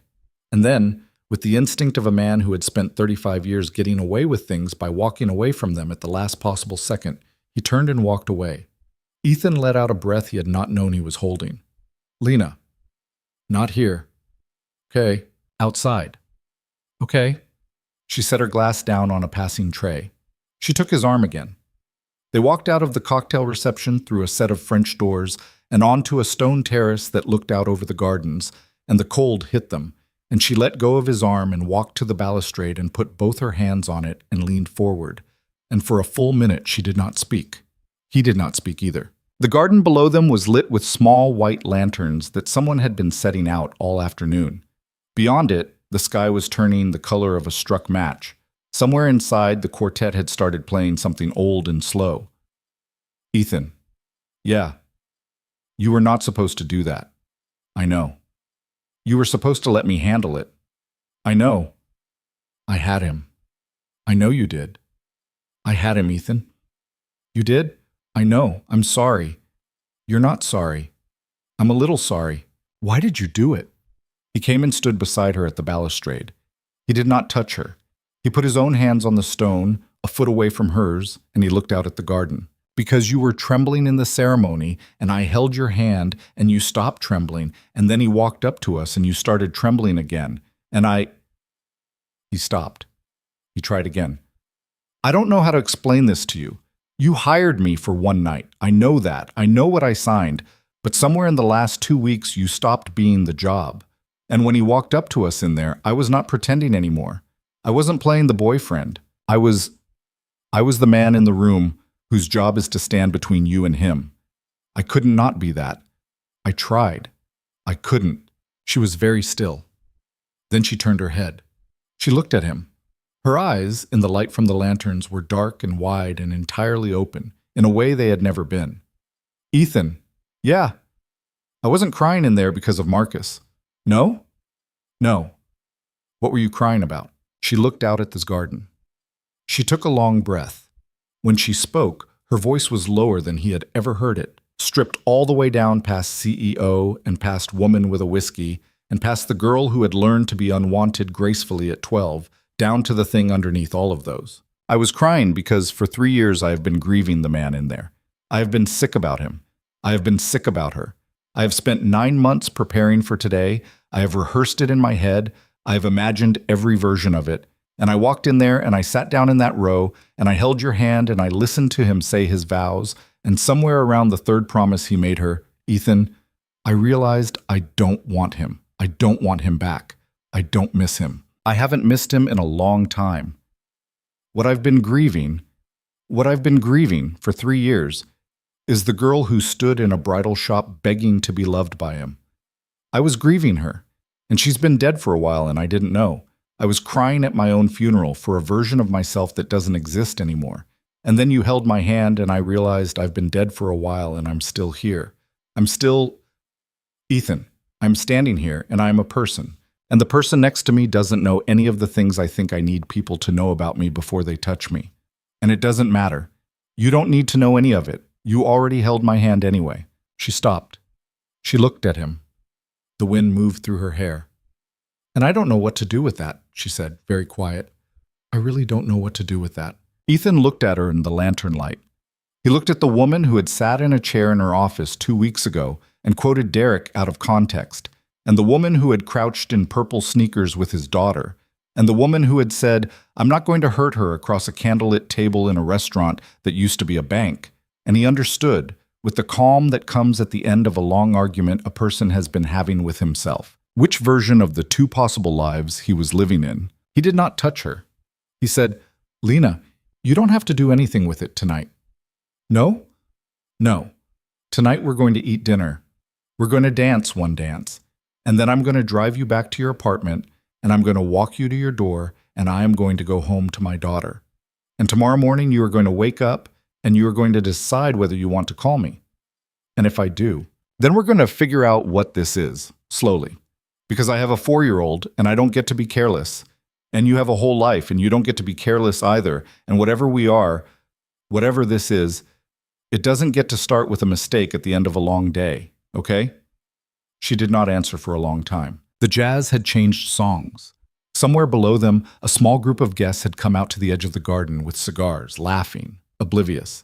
The sky had gone fully dark now, and the lanterns looked like a field of small, earthbound stars. Okay, she said. Okay. Ethan. Yeah. He looked away first. He did. I'm going to remember that for the rest of my life. Me too. She smiled. It was not the CEO smile. It was not the small practice smile from the cafe. It was a different one he had not seen before, tired, cracked, and entirely hers. She put her hand in his, not on his arm, in his hand. She said, Let's go eat. They walked back inside together. Dinner was in a ballroom that had once been a conservatory, a room full of tall windows and old brass and the faint, permanent smell of roses that had been in the walls of the house for 100 years. They were seated at a table with 6 other people whose names Ethan promptly forgot, and whose faces he committed to memory only to the extent that he would recognize them if they came at him later. Lena sat to his right. Her hand, under the table, rested on his thigh during the salad course, not in any performative way, not for anyone else to see, just there, the weight of it steady, the weight of a person who had decided to stop pretending she needed both her hands for composure. He ate. He did not taste much. Someone at the far end of the table asked how they had met, and Lena said, completely smooth, he works on the 28th floor, and the woman who had asked nodded as if this explained something, and the moment passed. The toasts went on too long. The best man told a story about Marcus at a ski lodge in Vermont that nobody in the room found as funny as the best man did. Camille's younger sister read something she had written that had clearly been workshopped by a therapist, and Ethan caught Lena's eyes once across the rim of her wine glass, and had to look away because if he didn't, he was going to laugh and ruin the entire evening. Marcus did not look their way once during the dinner. Not once. Ethan noticed and filed it, and knew that Lena had noticed too. The dancing started around 9. The first dance, the parent dances, then the floor opened and the jazz quartet slid into something slow that was not quite a standard, and Ethan turned to Lena and said, quiet. One dance, that's the deal. That was the deal. Up. She let him pull her up. He led her to the floor. He put one hand at the small of her back where the dress was cut low and the skin was warm, and he very carefully did not think about it, and he took her right hand with his left, and he moved the way a man who had taken 6 weeks of ballroom lessons in business school because his ex-wife had insisted moved, which was not well, but not badly either. You can dance, she said. I cannot. I'm surviving. You're doing better than surviving. My ex-wife made me take lessons. Oh, yeah, that was a long time ago. Was she a good dancer? She was a terrible dancer. She just wanted me to be better at it than her brother. Lena laughed. Once, into his shoulder, the way she had laughed in the tent, and he felt it in his chest and thought, with a calm that did not match the rest of him, oh, I'm in love with her. That's what this is. He did not say it. He was not going to say it. He had told her on the terrace that whatever this was did not get to start with a mistake at the end of a long day. And he had meant it, and he was not the kind of man who walked his own words back an hour later because the music was slow and the lanterns were nice. He held her. He moved her around the floor. She rested her temple for half a second against his jaw. Just half a second, just long enough to be felt. And then she lifted it again, and the song ended. Okay, she said. Okay, get me out of here. They walked out together. They said goodbye to no one. They did not find Diana. They did not find the bride. They walked through the foyer and out the front door and down the steps to the drive, and the valet brought his Hyundai around. The valet did not react, which Ethan appreciated. And Lena got in the passenger seat and did not, for once, comment on the car. He drove. She was quiet for the first 30 minutes, her head against the window, and he thought maybe she had fallen asleep, and then she said, without opening her eyes, Ethan. Yeah. I'm going to pay you the rest of the money on Monday. Okay. And I don't want you to be weird about it. I'm not going to be weird about it. You're going to be weird about it. I'm going to be a little weird about it. Ethan, Lena, I took a job. You hired me. The job is done. I'm going to cash the envelope on Monday, and I'm going to put the whole thing in a savings account for Mia, because that's what the money was for. I'm not going to be precious about it. You don't need to manage me. She opened her eyes. She looked at him for a long moment in the dark of the car. Okay, she said. Okay, but I don't want this. Her hand moved, a small gesture encompassing the car, the two of them, the evening they were leaving behind. I don't want this to be paid for. I don't want tonight to be paid for. Tonight was the wedding. Everything that happened outside the tent wasn't the wedding. Everything on the terrace wasn't in the contract. I know.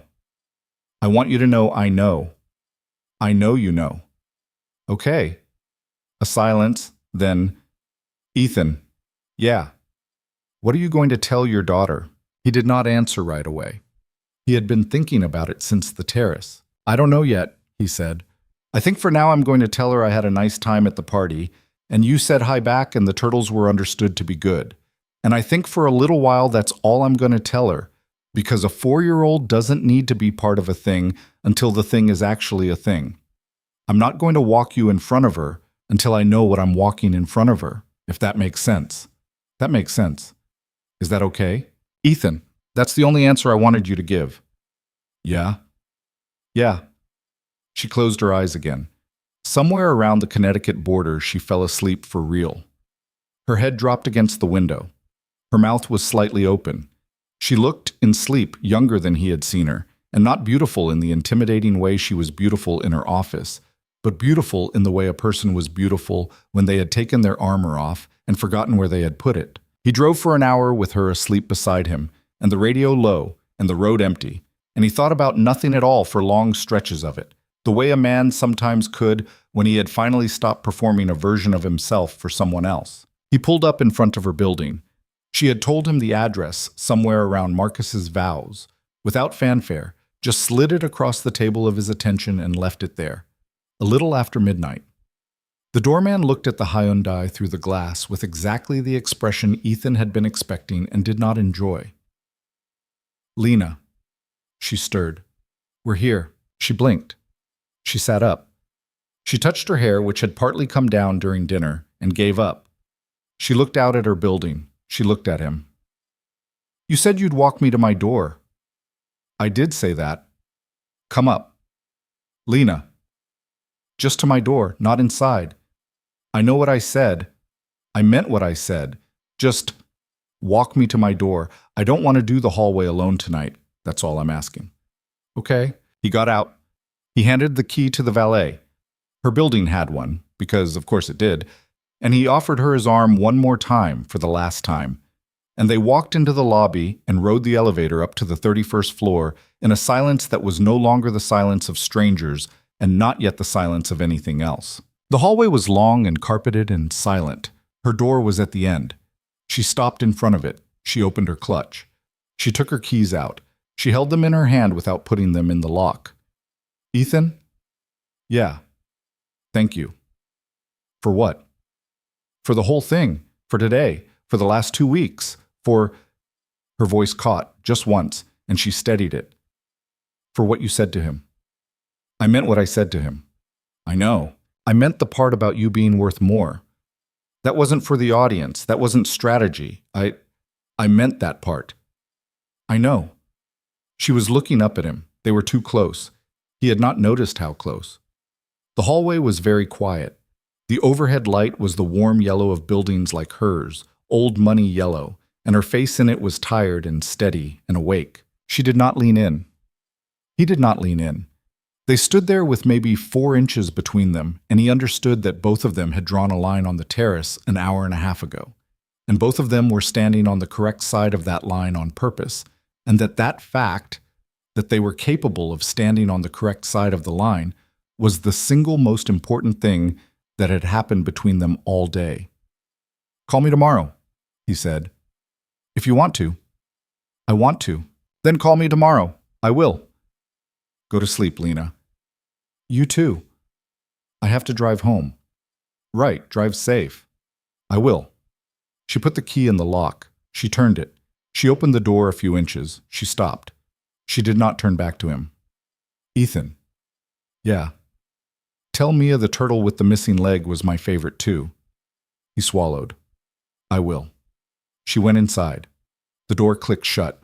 He stood in the hallway for a second with his hands at his sides and the warm yellow light on his face, and then he turned and walked back to the elevator, and the doors opened, and he rode down alone, and the doorman nodded at him on the way out, and the valet brought the Hyundai around, and he got in and started the engine and sat for a minute in the circular drive of a building he could not have afforded on 3 years' salary, and he put his forehead on the steering wheel. He breathed. He drove home. He got to his apartment building at 1:40 in the morning. The parking lot was half empty. He sat in the car for another minute before he went upstairs. He looked at the envelope in the inside pocket of his jacket, the sealed one, the second half, and he thought about the life of the man who had taken $15,000 for one night's work and the life of the man who had said you're worth more on a stone terrace in the Berkshires, and he understood that they were not quite the same man anymore, and he was going to have to figure out how to introduce them to each other. He went up to the apartment. Mrs. Okafor was asleep on the couch, with a magazine on her stomach and her glasses halfway down her nose. He tapped her shoulder gently. She woke up without startling, the way women who had raised 4 children woke up, and she looked at him and said, "She slept the whole night. Thank you. You look different." Different how?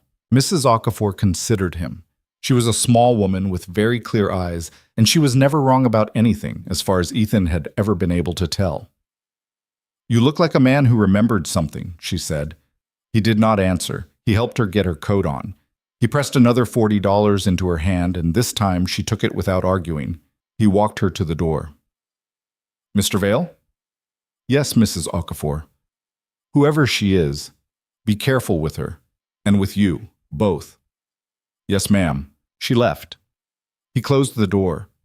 He stood in his dark apartment in his $3,000 suit and his $28 tie, and he took off the jacket, and he hung it carefully on the back of a chair, and he walked down the hall to Mia's room. She was asleep with her arm around a stuffed rabbit that was missing one ear. The butterfly headband was on the floor again. Her face in the half-light from the hallway was the same face that had looked at him across the kitchen table 4 years' worth of mornings, and she was still, somehow, the one constant thing in his life that had not changed. He sat down on the edge of her bed. He put his hand very gently on the blanket over her small shoulder. He did not wake her. "Hey, baby." She did not move. The turtle was her favorite too. The one with the missing leg. "You were right. I wanted you to know." She did not hear him. Her breathing did not change. He sat there for a long time. The apartment was quiet. in the way apartments were quiet at 2 in the morning when all the traffic had thinned out, when even the upstairs neighbor's dog had given up, when the refrigerator was the loudest thing in the building. He sat and watched his daughter sleep and thought about a woman in a silver dress who had turned her face into his shoulder and laughed in a tent with 300 strangers, and a woman on a terrace in the dark who had said I was crying at my own funeral, and a woman in a hallway who had said, "Tell Mia the turtle with the missing leg was my favorite too," and he understood that he had agreed to 3 very different things across one day, and that the last one was the one that was going to change his life. He stood up. He kissed Mia on the forehead. He left her door a few inches open, the way she liked it. He went to his own room. He did not turn the light on. He took off the suit with a care he had not given his clothing in years, and he hung it up, and he stood for a second in the dark in his undershirt and thought about the moment in the ceremony when her hand had trembled in his, and how he had turned his palm up, and how that one small stupid motion was maybe the first thing he had done in 3 years, that was for someone and not about survival. And how strange it was that the first free thing a man did after a long, exhausted chapter of his life was often also the first true thing. He lay down. He looked at the ceiling. His phone buzzed on the nightstand. He picked it up. One message. From her. "I'm home. Thank you for tonight. I'll call you tomorrow." 3 words below it. I meant it. He did not ask her which part. He did not need to. He turned the phone face down. He closed his eyes. He listened to his daughter breathing in the room down the hall, and to the refrigerator humming, and to the quiet inside his own chest, which was still not quiet but had become, sometime in the last 6 hours, a quiet he did not mind, a quiet that had space in it, a quiet that for the first time in a long time felt less like a room he was alone in, and more like a room where a light had been left on for him. He slept. Outside, the city went on doing what the city did at 2 in the morning in late autumn, which was breathe and hum and wait. She called him at 9:40 the next morning, which was later than he had expected, and exactly as late as he should have guessed. He was on the floor of the living room with Mia and a box of plastic dinosaurs when the phone rang, and Mia looked up at the ringing phone and then at him with the expression of a small judge. "Is that her?" "Yes." "Answer it." "I'm going to." "Answer it, Daddy." He answered it in the kitchen with one eye still on Mia, who had gone back to arranging the dinosaurs by size in a long, serious line across the rug. "Hi. Hetsa. Are you alive?" "Barely. I took a bath at 3 in the morning and sat in it until the water went cold." "That sounds about right." "How's Mia?" "She's organizing dinosaurs by height. She is very concerned about whether the one with the hat goes at the end or the beginning because the hat technically makes him taller." "What did you decide?" "We haven't. It's been 20 minutes. Lena laughed. He closed his eyes and listened to it and thought, "I'm going to be hearing that laugh for the rest of my life or I'm not. And the difference is the next 5 minutes." "Ethan." "Yeah. I want to meet her." "Okay. Not today." "No, not this week. Maybe not even this month. Somewhere warm and simple. No brownstones, no Ruths, just me. A park maybe. A coffee shop with crayons. Somewhere she can decide in 10 minutes if she likes me or not, and if she doesn't, I go home and we figure out what that means. I don't want her to meet the suit. I want her to meet the person." "Okay. And I want you to know," she said, and her voice was the voice from the terrace again, stripped down, "that if she decides in 10 minutes that she doesn't like me, I will accept that. I won't argue with a 4-year-old for her father. That's not a thing I'm willing to do. She's going to like you." "You don't know that." "I do. She already likes you. She thinks your name is a flower." "Ethan." "Yeah. Give me a month. Let me figure out how to be a person in the daylight. Let me figure out what this looks like at your office when I'm also technically still your CEO. I have to talk to HR. I have to talk to my general counsel. I have to figure out whether I'm moving you to a different team for the optics or whether we're just going to be honest and live through it. I don't want to hide you. I also don't want to make you into a scandal. Give me a month." "A month. A month. Okay. And in the meantime, I drink the bad office coffee and pretend nothing happened." "Yes." "Okay. Ethan." "Yeah. Thank you for not coming upstairs last night." He swallowed. "Thank you for not asking me to." They hung up. Mia appeared in the kitchen doorway with the dinosaur with the hat in her fist. Daddy, I decided. Where does he go? The beginning. Because the hat is a decoration, and decorations don't count. That is a very mature decision. I know. The month turned out to be 5 weeks, because nothing in Lena Cross's life moved on its announced schedule, and because the general counsel of Cross Capital was a woman named Harriet Doan, who had opinions about everything and who made Lena rewrite the internal disclosure memo 4 times before she signed off on it. Ethan was moved, quietly, professionally, in a way that did not raise eyebrows, from the 28th floor to a sister team on the 29th that reported up through a different managing director. He got a small raise that had, apparently, been overdue for 18 months. Derek did not speak to him for 3 days when the move was announced, and then, on the 4th day, came over to his new desk with a paper cup of coffee and said, "You dog," and walked away. That was the whole conversation, and it was enough. They saw each other in the evenings. Not every evening. She was Lena Cross, and Lena Cross worked, and he had a 4-year-old, and neither of them was willing to pretend the rest of their lives did not exist for the sake of a new thing. They had dinner at the wine bar in the West Village twice. They had dinner at a diner in Queens once, which had been his suggestion, and she had ordered eggs over easy at 9:30 at night and eaten them with a focus that had nearly undone him. They walked once, on a Sunday, along the water in Brooklyn in coats and scarves, for 2 hours, not saying anything important, and he had understood somewhere in the second hour that this, the not saying anything important, was maybe the thing he had been missing for his entire adult life and had not known to want. They did not sleep together. Not for those 5 weeks. It was not a rule either of them had stated out loud. It was just understood, the way certain things between certain people were understood, that they were building something that needed to be built slowly or not at all. The day she met Mia was a Saturday in early January, a cold, clear morning with the kind of high winter light that made the city look washed.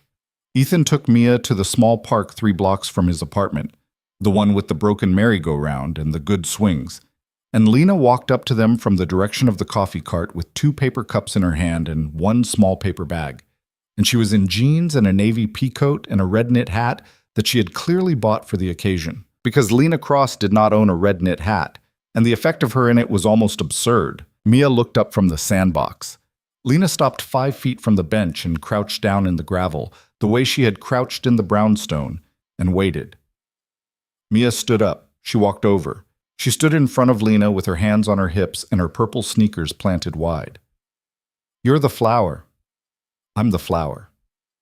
"Daddy said I get to decide if I like you." "He told me that too." "How long do I have?" "He said 10 minutes. I'm giving you as long as you want." Mia considered this. She considered the paper bag. "What's in the bag?" "A donut. With sprinkles. I did not know if you like chocolate or vanilla, so I got vanilla, because my mother always said vanilla is the safer bet with new people." "Your mother said that." "My mother said a lot of things. Some of them were good." "Is she still alive?" "No, she died when I was 11. Mia's face did the thing that 4-year-old faces did when confronted with information they did not have a filing system for yet, and Ethan held his breath because he did not know how Mia was going to process it. And Mia, 4 years old, said with the seriousness of a diplomat, "My mommy's alive, but she doesn't call. Mine is like you're dead, but not." Lena did not flinch. "That sounds hard." "It's okay. I have Daddy." "I see that. Can I have the donut?" "Yes." "Will you push me on the swing?" "Yes." "Okay, you can stay." That was it. That was how Lena Cross was led into his daughter's life. In a park, in a red knit hat, with a vanilla-sprinkled donut, by a 4-year-old who had decided in 90 seconds that dead but not was a closer thing to her own experience than she had expected to find in a grown-up woman, and was not going to waste time being cautious about it. Ethan watched Lena push Mia on the swing for 20 minutes. He watched Mia, halfway through, say, "Higher," and Lena push her higher. He watched Mia say, "Not that high," and Lena adjust without comment. He watched Mia tip her head back, hair flying, laughing the kind of open, stupid laugh children laughed when they were not thinking about anything. And he watched Lena in her red hat laughing back, and somewhere in his chest, a door that had been shut for a very long time came off its hinges, and he did not bother to put it back on. A year, it turned out, is a thing that happened mostly in small pieces. A birthday party for Mia that Lena came to, not as a guest of honor, not as a girlfriend with a title, just as a woman in jeans who helped frost cupcakes in his kitchen and got green icing on her wrist and did not try to make herself useful in ways that made Mia feel managed. A trip to the dentist that Lena came to because Mia had asked, because Mia had decided, and she had not told Ethan she had decided. She had just started doing it, that Lena was now part of the list of grown-ups who could be in the waiting room with her. A weekend in late spring when Ethan's transmission finally gave out, and he was going to have to put a credit card down on a repair he could not afford, and Lena came over to his apartment with a cup of coffee and sat on his couch and said, plainly, "I have money. I would like to help. You are allowed to say no. You are also allowed to say yes. I want to be clear that this is not a test." And Ethan had sat there for 10 minutes deciding whether it was a test, and had decided it wasn't, and had said yes, and had paid her back 6 months later in small monthly installments that she accepted without comment because she understood that the paying back was the whole point. There were fights. Not many. One real one, in April, about her work hours, which he had said were unsustainable and she had said were the price of the job, and he had said were the price of something else. And they had not spoken for 2 days. And then she had shown up at his door at 11 on a Tuesday night with a paper bag of Vietnamese takeout and said, "You were right, and I was right. Both can be true. I'm going to try harder. I'm also going to ask you to stop using the phrase price of something else, because it's dramatic and I don't deserve it." And he had said okay, and they had eaten pho on the couch in his living room, and she had fallen asleep on his shoulder and woken up at 2 in the morning and gone home. And the next day he had told Derek over coffee that he thought he was going to marry her one day, and Derek had said, "No kidding, Vale. No kidding. Jos orki, dis arsen." There was a conversation in July, sitting on a fire escape in Brooklyn at Mia's bedtime, Mia sleeping inside on a futon, a sleepover, her first sleepover, in which Lena told him about her mother's funeral, about what she had worn, about what her father had not said, about what her stepmother had said instead, which Ethan would remember for the rest of his life and would never repeat.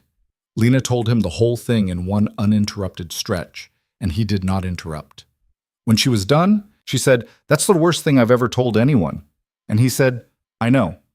And she said, "You don't have to say anything." And he didn't. There was a conversation in September in which she told him she had been offered a board seat at a much bigger firm and was going to turn it down because it would have required her to be in Singapore 6 weeks a year, and she was not, she said, going to do that to a 4-year-old who had just started to let her read bedtime stories. Ethan had argued with her about it for an hour.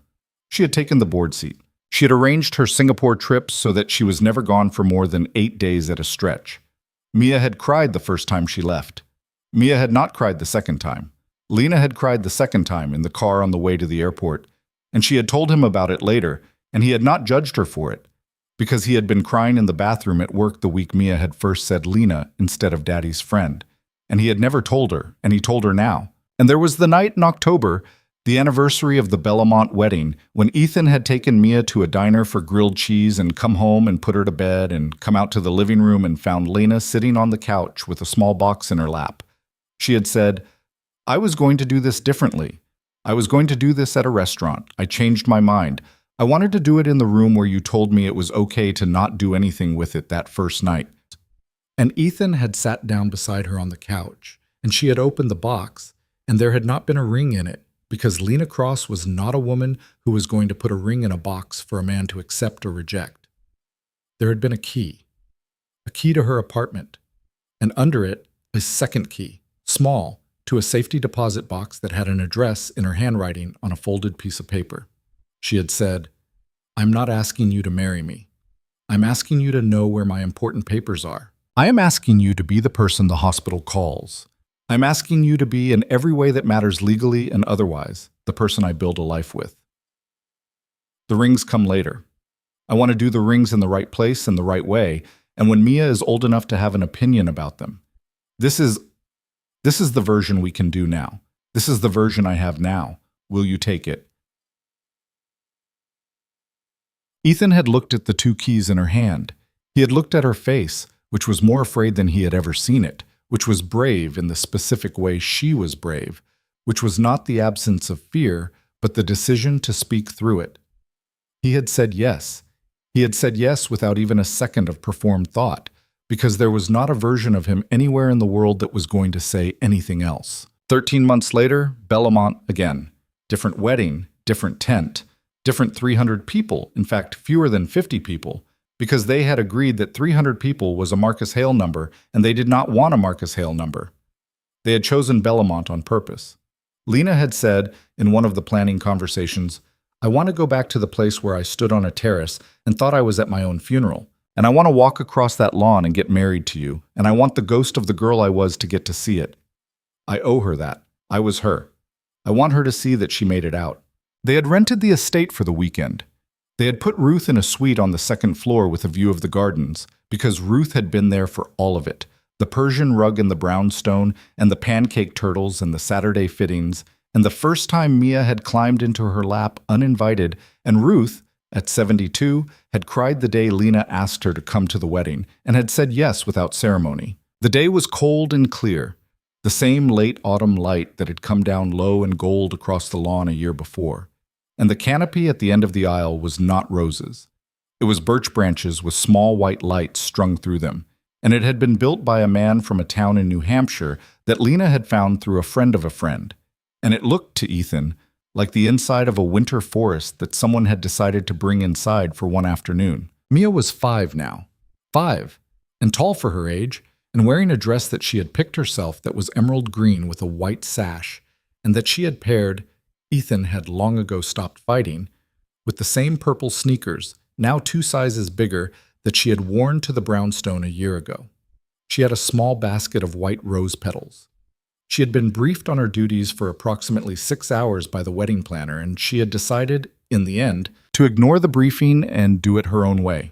She walked down the aisle with the basket, and she threw petals at specific people she had decided deserved them, which included Ruth and the pianist, and a woman Ethan did not know who had laughed at a joke of hers at the rehearsal dinner, and she skipped several whole rows of guests, and when she got to Ethan at the end of the aisle, she put down the basket, threw her arms around his leg, and said, loud enough for the front half of the guests to hear, "Daddy, I did it good." "You did it perfect, baby. Where do I stand?" "Right there, right next to me." "Forever?" "Yeah, right next to me." She stood right next to him. She held his hand. She did not let go. And then the music changed, and the guests stood, and Lena Cross walked down the aisle at Bellamont on the arm of no one, because her father had been dead for 2 years by then, and she had chosen not to fill the space with anyone else. She walked alone. She was in a dress that was not white. It was a pale, pale gold, closer to the color of the winter light than to any traditional thing. And her hair was down, the way Ethan had first seen it in the brownstone on a Saturday morning. And she was not smiling the CEO smile, and she was not smiling the polished smile, and she was smiling the smile from the terrace, the one she had cracked open on Bellamont's stone balustrade a year and 1 day ago, and had never quite closed again. She reached them. She looked at Mia first. This was something she and Ethan had agreed on, privately, months before. She looked at Mia, and she crouched down in the pale gold dress, right there in front of all the guests, and she said, "Hi. Hi? You ready?" "Yes." "Are you going to cry?" "Maybe. Are you?" "Maybe. Is it okay if we cry?" "Yes, but not now. Now we do the words." Lena laughed. She stood up. She took Ethan's free hand, the one Mia was not holding, and she faced him, and the officiant, a friend of hers from law school, began. Ethan did not remember the ceremony clearly afterward. He remembered the cold on his face. He remembered Mia's small hand in his right hand and Lena's in his left. He remembered that when it came time for the vows he had written, he had looked at Lena and forgotten all of them, and had said, instead, "I'm not going to read what I wrote. You know what I wrote. You read it twice last week.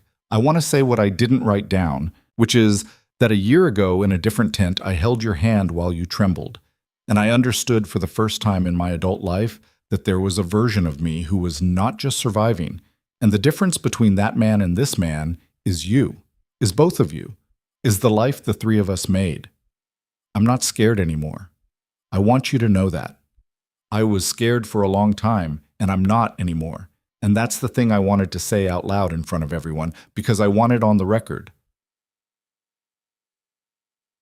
Lena cried. She did not try not to. She did not wipe it. She let it happen. And then she said her own vows, which she had written and did read from a small card, because Lena Cross was a woman who prepared, but her voice broke twice, and she did not pretend it hadn't. When she got to the end, she looked at Mia and said, "And to you, I promise I will be here. I promise I will not be a rotating cast. I promise that when you are 20 and angry at me for something, I will still be here." That's the one I wanted to say out loud. Mia nodded with great seriousness, the way she had nodded about the dinosaur's hat a year ago. "Okay," she said. "Me too." The guests laughed. The officiant laughed. Ethan laughed through something that was not quite a laugh.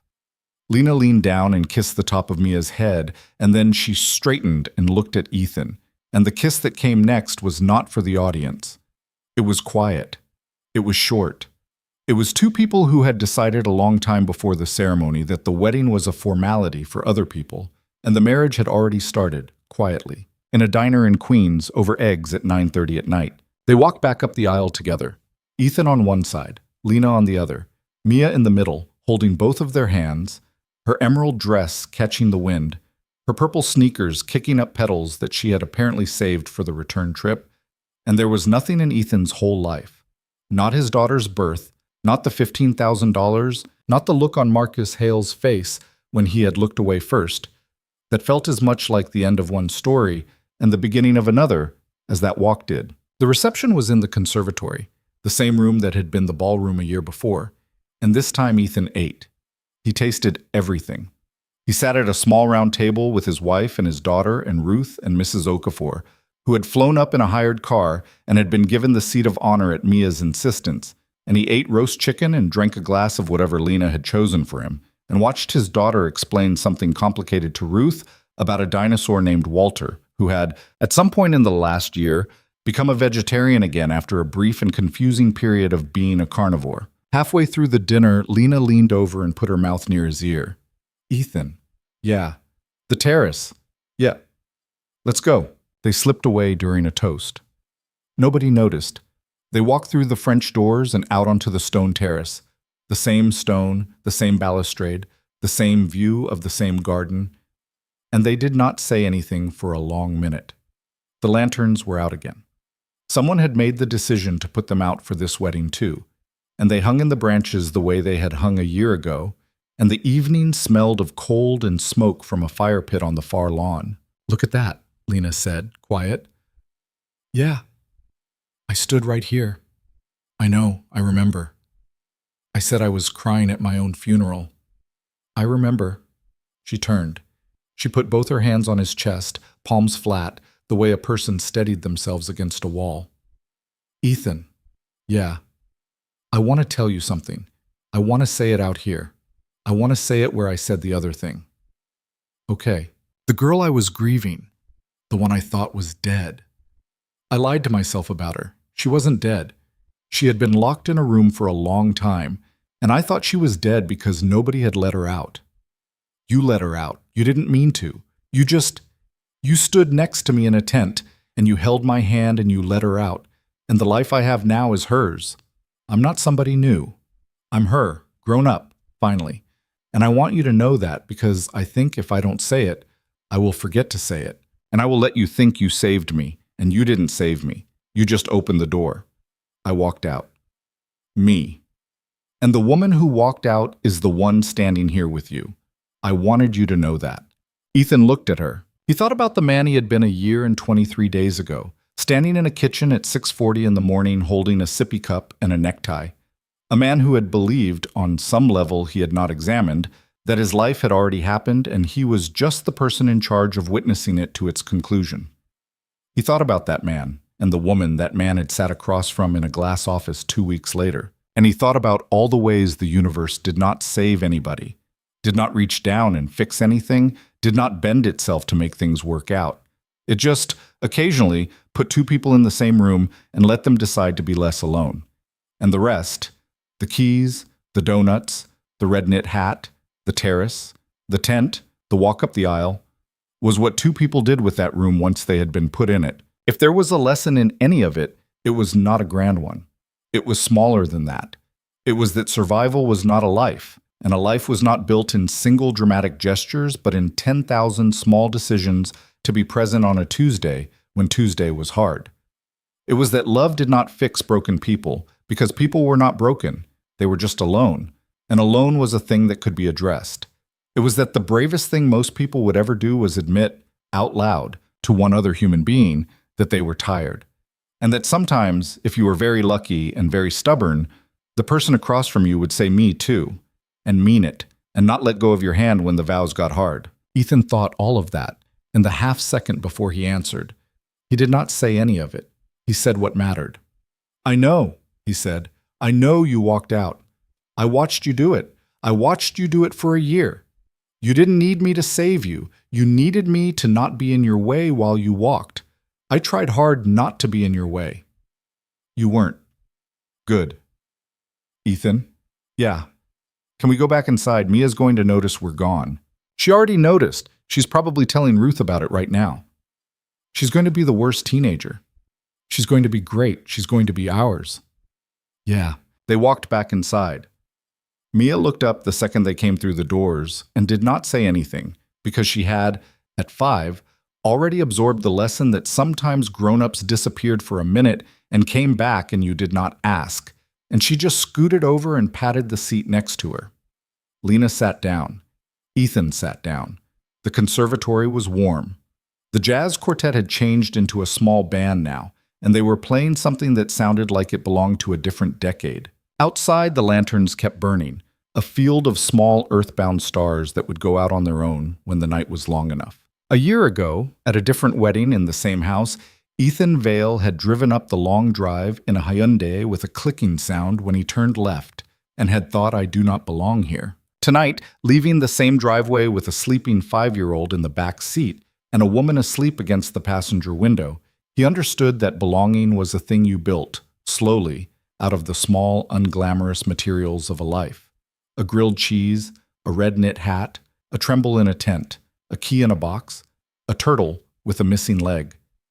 And that if you were careful and lucky and brave on the specific days when you had to be, you could build a house out of those materials that was warm enough to live in for the rest of your life. He drove home. His family was in the car. The clicking sound was gone. He had finally fixed it.